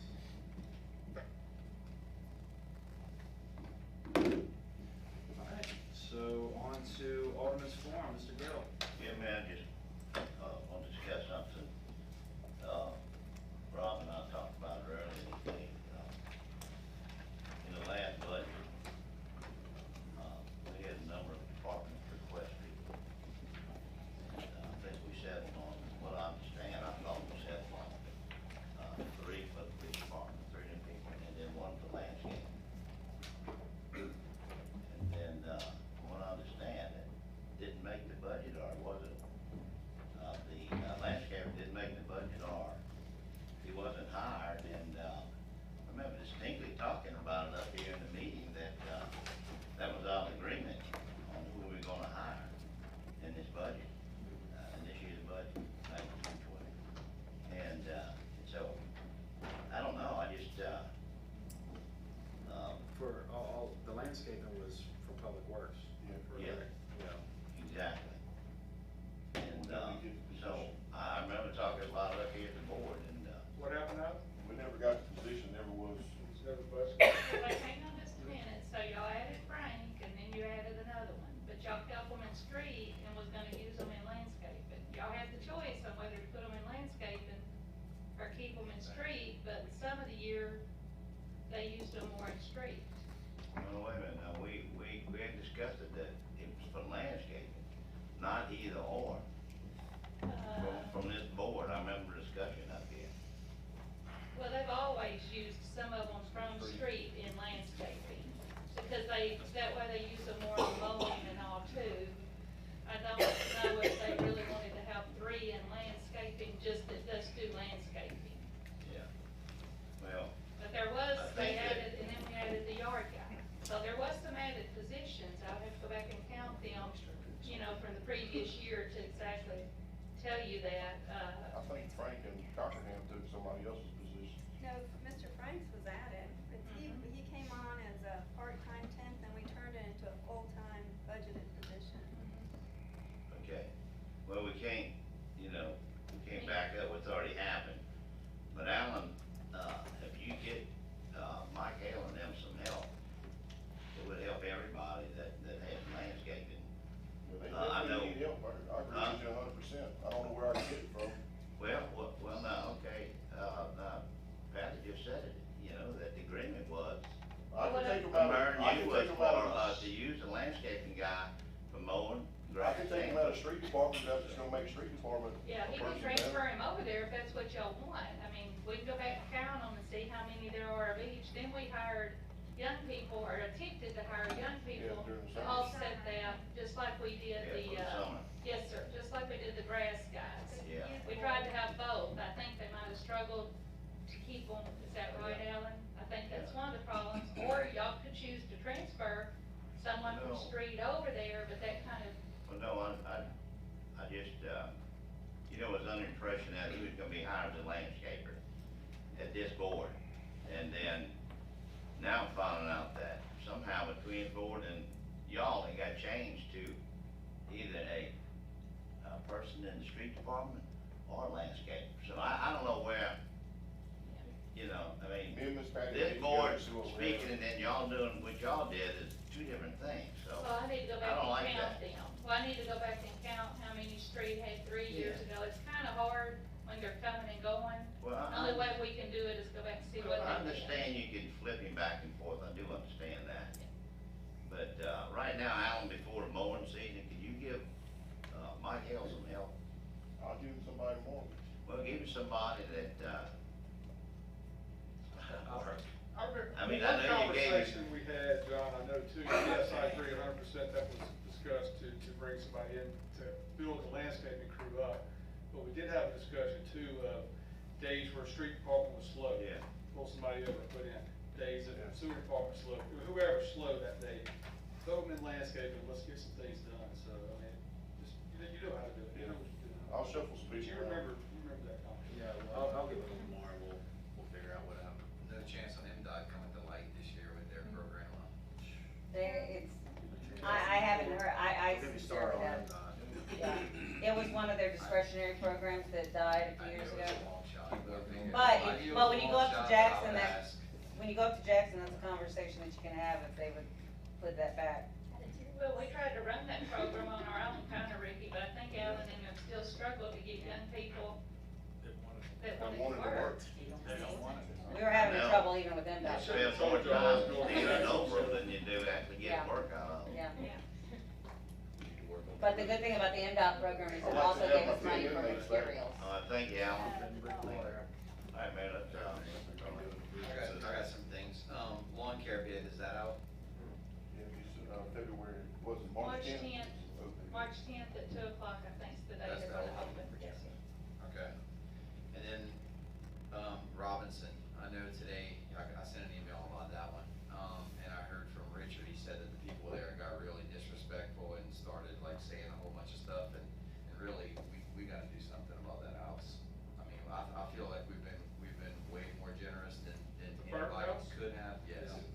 And it looks terrible, they've not even tried to come in and get a permit, you know, or even try to even move forward, and something has to give on that. I mean, did y'all put a note on it or something today?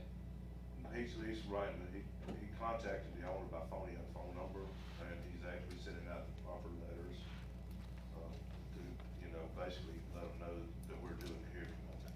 He's already said that, for them to be able to. I mean, look, there's no gable ends on that house. I mean, it's. Everything they've done, The front yard works looks interior, terrible. they've done.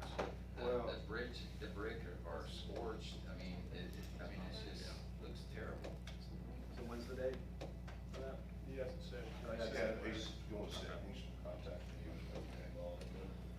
Yeah, He's supposed to do that. I mean, how long ago was it he asked him just to come in and file for a permit so he could get 180 days? Well, I talked to him probably 3-4 weeks ago, he promised me he was coming, and that's the second time he's made that promise to me, and hasn't shown up. So, I mean, I mean, I just hate it, cause every festival we have, and every time somebody comes to our town to bid, when they drop those bus loads of people off at our chamber to visit our That's where they city. get dropped off, That's the right. very first thing, and, you know, we had to do the same thing, we had to start, you know, some dialogue today with the Old Baby Barmaid, because that guy that owns that property is basically let that place go to where it looks terrible. So you got that whole area that's, His roof sheeting practically is useless now anyway, it's leaked for so long. And OSB, you've seen how it done, you and Rob both, gets that OSB white for chalky, yes, it's not to do that now. I thought he had a metal roof on it. He does, but he didn't put the ridge cap on it because there was a tree limb there you couldn't cut. So he left the ridge cap off, so all the water's just run between the two. Bad location, no. OSB. yeah, it's Let's bad. just move forward. And we got another festival coming up, and they hope we have again for this coming up. All right, my last thing is, I know I have some people here, we needed, what I wanted to discuss was the grease trap under the sink. We have a business coming, or that is coming, right? And they don't have any floor drains in design, and they're gonna be selling meats and cheeses. Can you give us a little bit more information on it? Yes. Actually, I want to introduce Roy, who actually is the owner of Four Bowls, and he can tell you a little bit about exactly what his business will Okay. be. You wanna come up here and talk? Thank you, Alderman, Mr. Mayor. My wife and I are just relocating back to Ocean Springs. I've been in the grocery business for the last 30-plus years, specifically in the meat and seafood side of it. And it came a point where we had an opportunity to retire and get back closer to our family, grandkids here. And I wanted to bring a business as part of my retirement to the community, something that we could bring our grandkids up in and teach them a trade, teach them a business, as well as provide jobs for the community. And this business is still jobs we'd be offering. One side of the business is fresh meat, traceable beef, organic products, chicken, poultry, pork, something that is offered in the grocery stores, but you can't go and get it cut fresh, like you could back in the old days. So this is something I want to bring to the community. On one side of the business, we're going to put a deli in, cold sub sandwiches, salads, something small, just offer convenient for our customers and the community. The subject of the grease trap came in, and I heard mention of 500 gallon. I'm hoping there's room for some compromise there, because we won't be dealing with any real grease, being that we're not gonna have fried foods or anything like that. This will be cold sub sandwiches. We don't even have the capacity in the business space to add that if we wanted to in the future. I have researched some of the businesses like I'm planning on doing in Hattiesburg and different areas, and they've got anywhere from 100 gallon up to 250 gallon grease traps under their sinks, and they do fried foods. Some of the shops do. They have a restaurant attached with their meat business. But I can assure you, that's something that we won't be handling in this store whatsoever. And I'm just hoping that there's some compromise there on that size of the grease trap that we can reach. I would appreciate it. And there is no floor drains, right? This is just sink? Triple sink, right. Well, there will be a drain under the sink. Right. I'm sorry, what's your name? Roy McKenzie.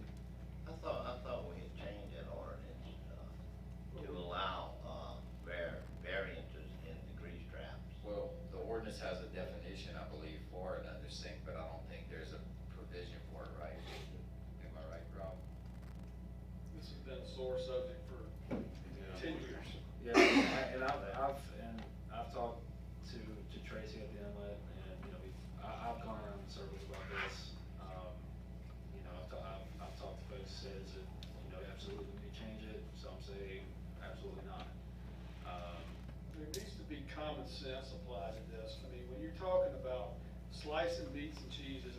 off knives and blades. That's not producing the type of grease that a fried food restaurant or even any full-fledged restaurant's producing. I mean, we're talking very minimal. Now, I guess my question is, are you gonna have single-service plates and knives and forks, or are you gonna have a dishwasher where you're washing? Single service, all disposable. All disposable. Deli side. That's another positive to that, to what you're doing. So I mean, there's got to be some concession in this grease trap ordinance that we have. I mean, I know you guys fight this grease problem daily at Public Works, because it is a huge issue. People don't realize when they're dumping grease down the drains, it's clogging the drains up. I mean, showed me videos that y'all have taken where you can't even get a camera through a 6-inch pipe anymore because there's about that much opening left in it. And it's a problem, but it's got to be a common sense approach to this somehow or another. We've got to come up with a solution. So I agree. Somebody needs to make a call. Well, you have a drawing, right, with the specs from a Yes, we do. engineer? Can I speak about that? Go ahead, Jason.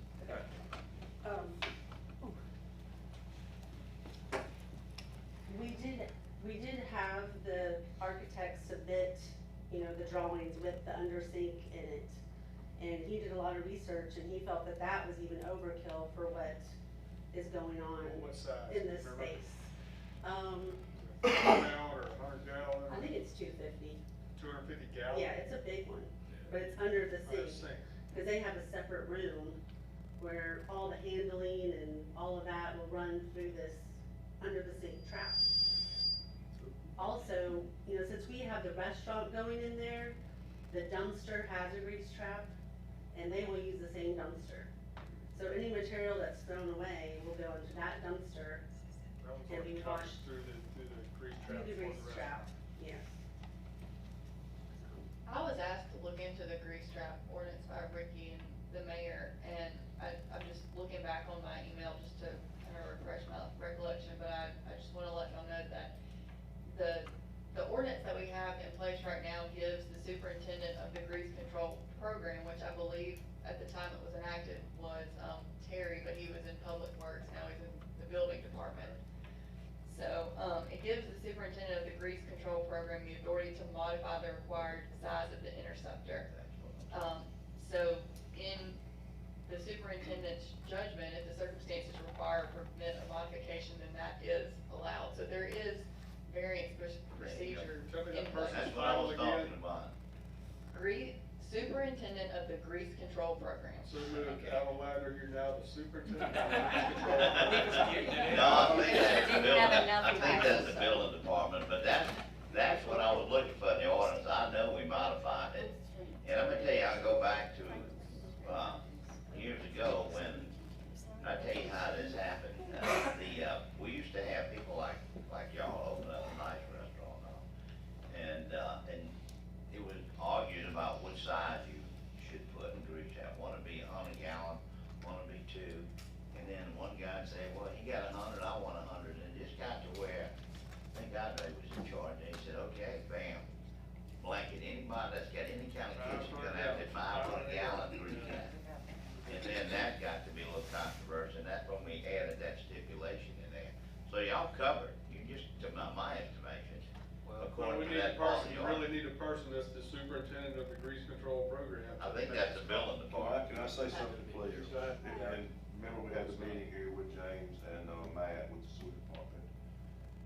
I didn't realize that this is really not something that the cities have got an issue with, it's the Jackson County Utility District. If they allow the grease to get in their system, then it comes back on the city. And, as of now, when we send, it to Public Works for them to review, James, am I correct, you do the calculations on them and determine off of that, and then the 500 was a minimum. Not saying I'm opposed to this, I'm just saying if instead of that one person making a decision, we can still work together to try to determine if there is another way of doing it. The part I'm kinda hung up on though, I'm sorry, Clay. I mean, cause it's just like, for example, if they are frying whatever, they do need to do the correct calculations to make sure they put the correct size in. We're not Right, arguing that. but the thing is, No why common sense. are we making people pay for drawings from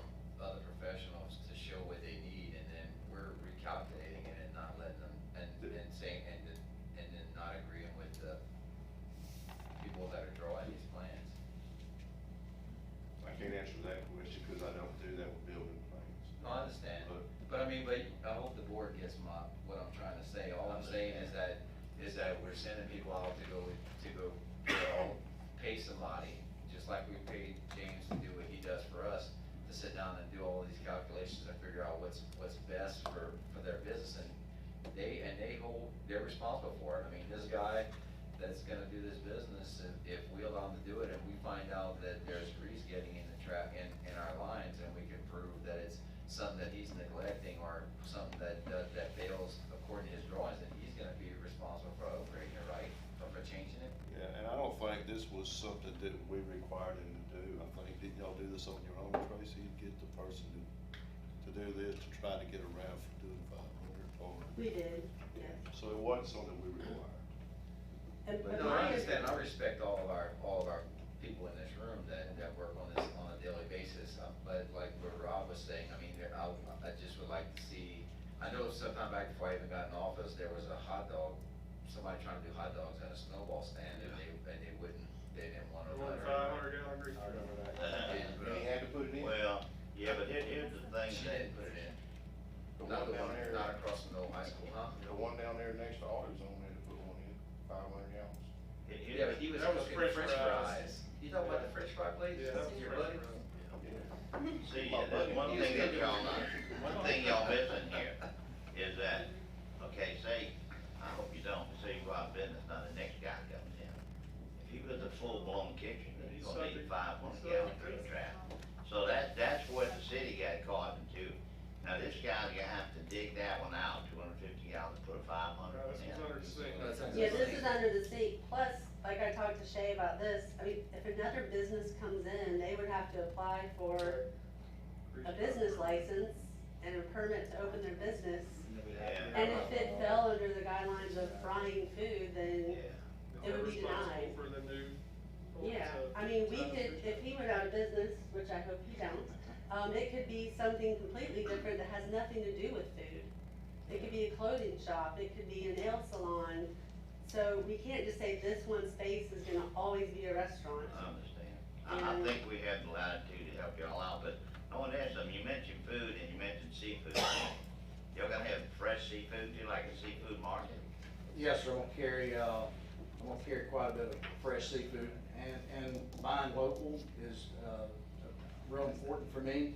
Of course, there will be some fish that we can't get local, like different types of salmon and stuff like that, but yeah, I'll have fresh, that type of seafood, I'll have fresh flown in 3 times a week. Okay, I got it. Where's the location? At the inlet. At Inlet Bowling Okay, Green. inlet. That'd be nice. Well, Nice So to have. 4 bowls of meat, seafood, and deli. And I'll tell you, Ricky, I was sitting through a meeting with, Alan and the mayor with JCUA, and they do scare you from approving anything smaller than I 500 guarantee you, because if there get any grease in that line, we get the fine. But I think in this situation that this would work with what he's trying to do.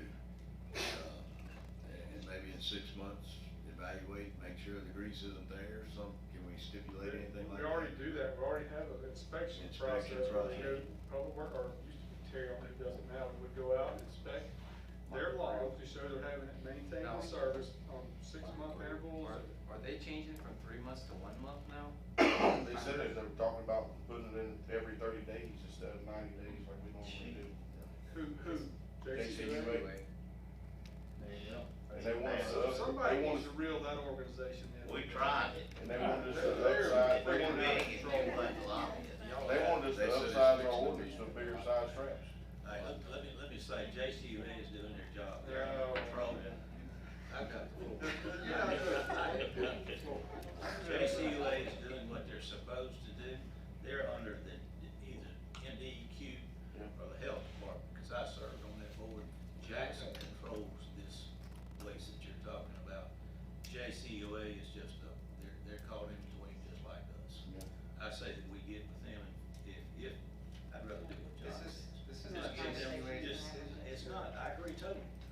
He's not saying, We already- he just Hold said, on, hold on, let him finish. If you go in the lines, then you can get it, that's exactly what Wait, you do. just wait a minute. I don't see him drawing no line. Hang on, I'm just making a statement about JCUA, okay? The story here is what John just said, let's make an exception, or let's go by the rule, let's do it. That's what I'm saying. John just made a motion, he didn't make a motion, I'll make the motion, but, let's let these folks do what they wanna do. Sounds like the consensus is there. So, let the folks do what they need to do, and we'll make the motion to go with it. Nicole, do we- 200, 250, whatever the architect said. Do we need a motion? So under the ordinance, we can just make the determination, right? Or the whatever. Determination. Yeah, The and I control. think that since we don't, or at least my understanding, that we don't have a current superintendent of the grease control program, so being that there isn't one, I would say that it would be within your authority as a board to make that determination, and then you could also, name the superintendent if you like. Rob just did it. Okay. I didn't vote on it yet. Yeah, we can make. Ken made a motion. So we need to I'm really actually have kidding, some. I'll just send that motion. No formal motion. has Do been not made. want Alan to take me out when I leave this room. No formal motion has been made, so, Nicole, what, will you state the first step of the motion, and that is that somebody has to be grease director or whatever. Superintendent of grease control program. Is that, are we doing the correct thing? It's Is this my the correct understanding that it motion? was Terry. However, Well- that was when he was at Public Works. That's been forever. Right, I mean, he's still with the city, so. No, I know, but that's. He been did a it long once he time. went to the planning department, the building department. Has he continued Why to can't we just act leave it as as not? it is? Yes. I don't think Alan, you can't make that determination, can you? No. I think this is I think something that that's needs to a be building vetted, that part department. of, we need to put that part on. yeah, that could be, but That we can make needs the to be a determination for the control grease decision trap. later on. The other, we can figure that out, that's not a big deal. So as far as allowing them a lower, capacity grease trap, that's what we can vote on tonight. With a stipulation, it's checked in 6 months, if the grease buildup in that station's high, we might have to make some kind of adjustments. So they do have their own lift station, about that. We did. Yeah. So what would be a fair amount, what would be a fair size? Well, 250 is what you yeah, have I in believe plans what there, the so- architect, which I've sent that to you guys, the second set, So 250? I don't wanna misspeak, but what he put on there, he said he felt was overkill, and I think it's around 250 under the sink. All right, somebody make a motion here. I make the motion that we approve the architect, and I assume that's architect, is that correct? Yes. I make the motion that we approve the architect's recommendation of a 250 gallon, grease trap. Second. All right, motion by Mr. Pena. Stipulations were 6 months. You have to pump it out pretty often, man. With Alan's stipulation, it was 6 months. Alan check every 6 months with Alan's recommendation of every 6 Yeah, months. I need to check just to make sure he's doing what he's supposed to be You're doing. supposed to do it anyway every 6 months. Every 3 So months. you guys Yeah, we have check to it every keep a 3 months. maintenance log of when you call to have it That's serviced. redundant, we don't need to do For that. them just to pop We in don't and do check that. it. and- Yeah, but the thing is, if we don't put that in there, then who's gonna fix it if it's wrong? That's If true. we go to that, if we go to that station and it's got 6-inch cake on top of it, the grease is coming from there. All that right there. Yeah, and then JCUA's gonna find us. Yep, y'all have to realize there again, I say JCUA is controlled by BEQ. So do you wanna make that? JCUA can care less whether you got a gallon or 5,000 gallon. I mean, I would hope it works perfect. Let's go back to the motion. Okay. You wanna make that stipulation? With the stipulation, Alan, that you check it, that, Alan Ladner checks it every 6 months. Can I- How about Public Works? Public Works. Okay, I'll make sure it's in. 3 months. What he's talking And I keep hearing 3 months. What he's talking about. Well, 3 months, is the they check it every normal station, right? procedure. So 3 He's months. not doing what he needs to be doing, he wants them to have to upsize to a bigger. Oh, okay, I'm good with that. Got that, check it 6 months, and if it's I not correct, have size no up idea. there. All right, Yeah, let's start over. you're confusing and- things. Yeah, let's start over with the motion, and I also want to suggest that we include the wording from the ordinance to say that, the circumstances require or permit the modification as requested. On the ordinance. On the grease trap. Why do you say Well, so? you need to say the ordinance and don't move. Nicole, I'm, And then I would include the stipulation of a 3-month check, and then if it's not So here- big enough to, I will make the motion, all right, Nicole, guide me, I'll get to that point, I hear 3 months, I hear 6 months, I think I know what we need to do. Nicole, just read the proper motion and then Ken can say something. Yes, yes, give it that thing. Give her. We'll get there. I'm gonna write a motion, then we're ready.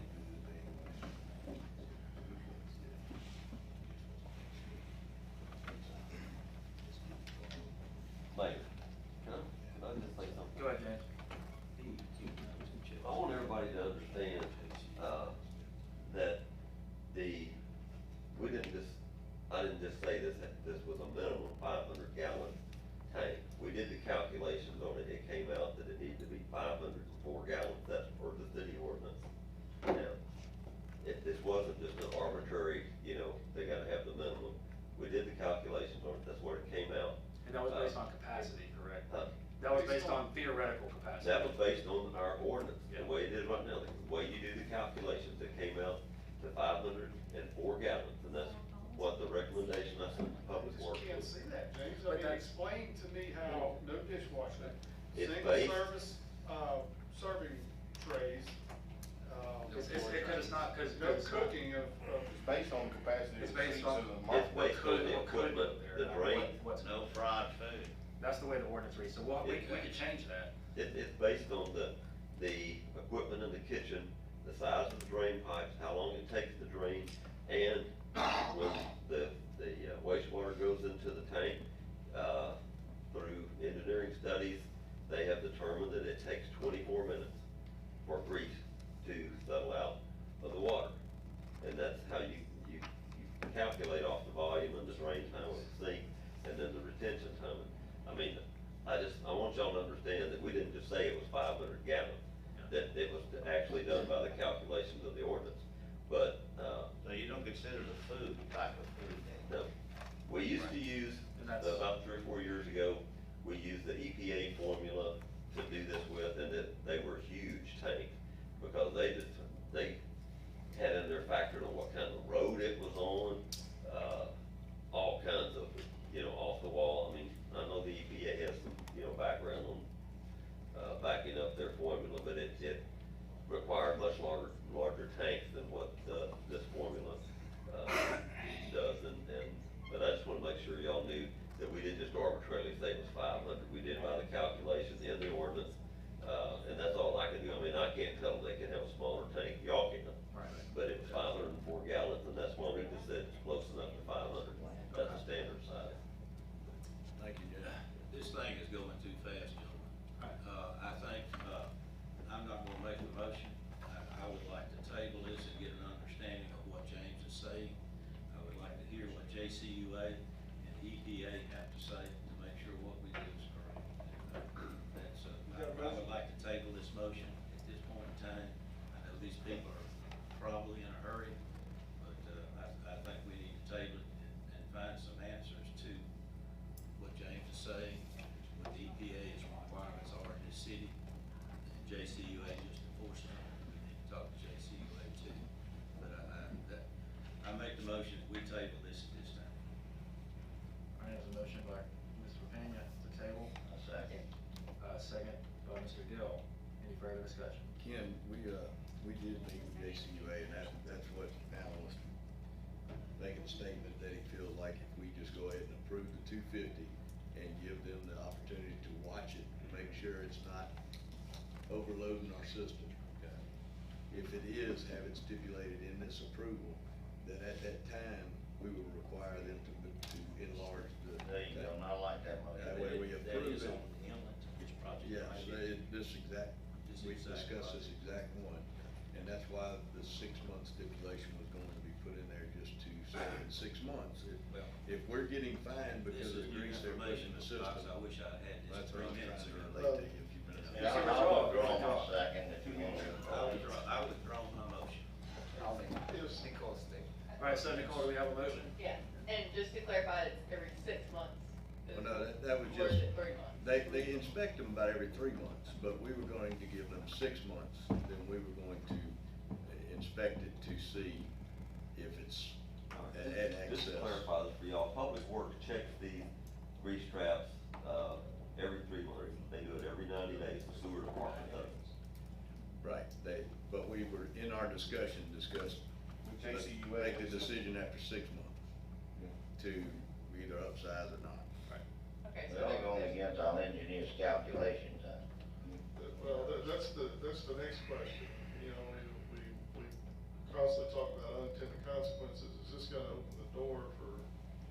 That's the reason I want this to. Well, my major hangup on it is when they do the calculations, they don't take any account in what's going there. Just capacity, what could theoretically go there. And so I think if we approve the smaller one, if, you know, like I said, if another business goes in there in the future and they will need a bigger one, they'll have to come to the building and get permits and stuff anyway, then we can make that, you know, we can say you need to upgrade at that time. Well, I'm not talking about a future, I'm talking about other businesses, period. Well, I think Somebody every else business should should look look at at the same thing. We've already had to deal with it one time that we run it. Yeah, we did. Several times. I think this is a way to just basically take it case by case. On these situations. I mean, that would make it 500 generally, and then if a business came in that wanted it smaller, some kind of modification, it would go before the superintendent of the grease control program, whoever y'all determine that to be. Yeah, this was discussed, and that's kind of what they agreed to. So I'm fine with it now after further discussion. I'd like to see us move forward with approving it with that stipulation. Okay, so Nicole, can you read the? Yeah, and y'all let me know if there's anything you'd like to change, but this is the proposed modification that I've written. Motion to approve modification from 500-gallon grease trap requirement to 250-gallon grease trap for Four Bowls Meat and Seafood Deli at the inlet, because the circumstances permit modification with the contingency that Public Works inspect the trap after the first 6 months of operation to determine the proper capacity. All right, a motion by Mr. Hoffman. Second, Mr. Blackman, discussion. What if we find out it's not large enough? Are y'all willing to go to 500 gallons or whatever? Yes, and I'm even willing to have more inspections if, you know, if it's deemed necessary. I can assure you, I personally will have that checked probably once every 30 days myself, and have it pumped out, cleaned out. I'll be under the inspection of the Department of Agriculture as well, and that's one of the big things for those guys environmentally. So that's something that I'll personally stay on top of. I can assure you that. All right. All in favor? Aye. All opposed? Opposed. Motion carries. All right, thank you. Randy Jackson. I just have one question. Can you contact the county and find out when are they gonna start paving on the second round they promised? Yeah. You know, until after the first of the year. Well, that's my question too, so. We've got people begging for it. I can't tell them. They told us one time and I lied to them because they told me that time. While we're on, Joey, I'm gonna back you up on that because Mr. Riffy's father called me 2 days ago. When are we gonna get this paved? They told me March, and I don't think it's April, so Shay, I agree, I'll echo Mr. Bellman's sentiments to please contact the county, find out when they're gonna start, particularly Governor Street, because that covers every one of us It's going supposed to through. get all the way down. So We're not let's getting anything. find out about the second round and Governor Street. I'd like to see the remaining list on that also, because we got a message today about Monticello Woods. We'll make sure it's covered. Okay, Well, I'll get the they're running business. through and live with them and they got all this. I don't think See, I don't think I that don't was think on it was there. on there, because I I went saw. on the last list, maybe on the new one. That was one of the two Check streets that I had put in. That we added at the end. Yeah. I'll make sure that they Hey, add Shay, it. yeah, did you get like, when you talk to Randy or Troy, they can email, the secretary can email everybody their paving list, their newest paving list. That way we can see, they've done that last time, that way it's been so long that we can go over it. Right, and I have a list of it too, I could email Yeah, all of y'all I know when that. y'all came to my office, and that's what I sent to them. When is the update on that list you had? I think the last person that gave me anything was actually Ken, and you had come to my office and he had written out everything, but it was probably probably in October, November, I started Oh, okay. getting with each and every one of That y'all. was after And you had last given me night. yours. Yeah. Yeah. that was our last. Because we had this If you can submittal. email it to us and let us know, maybe. Yeah, sure will. I'm paving all mine, nothing's gonna happen in 4 miles. There you go. You got every street paved. They did 4 miles. Yeah, give me some of that money, boy. Well, I mean, everybody out there sure knows the parade Friday night, so we'll all be involved in that and having a good time. I know you'll all be out working. The other, Alan, I keep getting phone calls on the light at the American Legion Post porch. It seems like every month I'm asking to get that light fixed.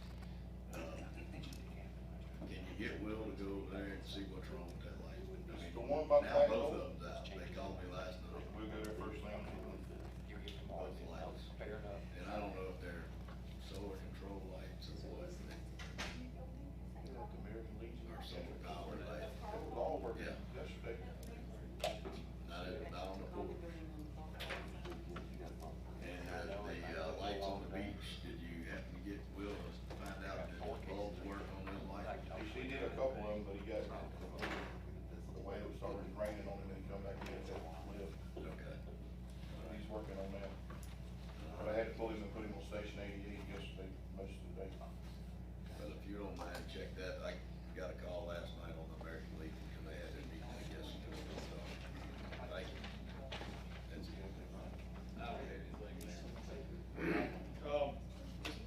There again, just please call the county, because it's. I will get it as soon as I can. I'm just saying, it's them, not us. That's it, good. Yeah, I just, wanted to remind everybody, about the, upcoming list of crossings impacted by the CSX. They really don't have a firm schedule due to the weather, but Thorn Avenue, MLK Junior, Holton Boulevard, Beckle Boulevard, and the Ocean Springs Road, Hanshaw Road. So just make the public aware that, those crossings will be closed at different times in the upcoming weeks, 2 to 3 days each crossing. So, they need to keep an eye on it. Make appropriate, changes in their route. Also in front of you, Darryl passed out the copy of the letter, the final letter being sent out on 110 Yellowstone, and just to bring everybody up to speed on this, this is a property in Parktown that's been an ongoing issue for years. And unfortunately, I mean, this started under previous building official, Mr. Fowler. We've done 4 property cleanings. There've been 12 violation notices. This goes back as far as 2011. And last year or 2 ago, he pulled a 6-month permit. Basically, nothing was done. The house is falling in. It's not fair to the neighborhood. This letter is going out, I think you said on the 20th, and setting up a public hearing at our first meeting in April on the 7th to pursue demolition. You hate to have to do that, but this, I know we've seen pictures of the property in the past. I don't know if y'all recall it, but it's just, I don't know how it's still standing. I honestly don't. But Does he not want to sell this property or? No, don't get me started. He does not. Yeah, he's, his daughter had lived there for years, and I'm very sympathetic, and she had passed away, and he inherited the property from his daughter, for his foundation, and. Scaring the living hell out of him.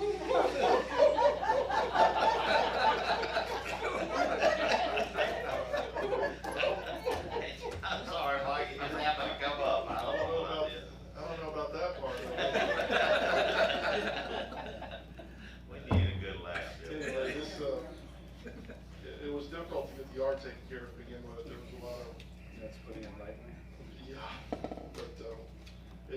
it took a major effort to clear that property the first time. I mean, every square inch of that property was planted. Yeah. I mean, there wasn't any mowing grass, because there wasn't any, it was all bushes and trees, it was incredible. But, just to bring it to everybody's attention, I don't know what'll come about when, this letter gets there, but just, it's what it is. It is, well, yeah.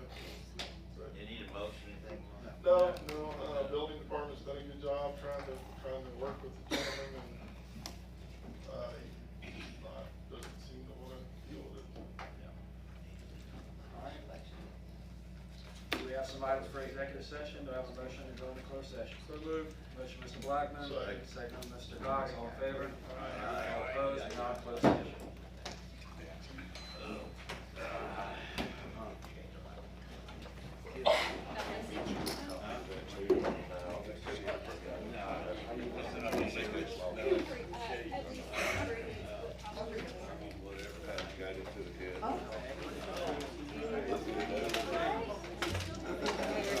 They don't need us for you this item.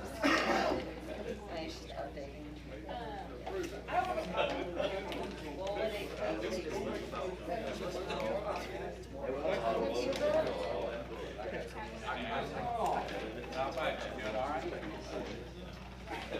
I talked to your BFF. I talked to your best friend all the time. I know, well.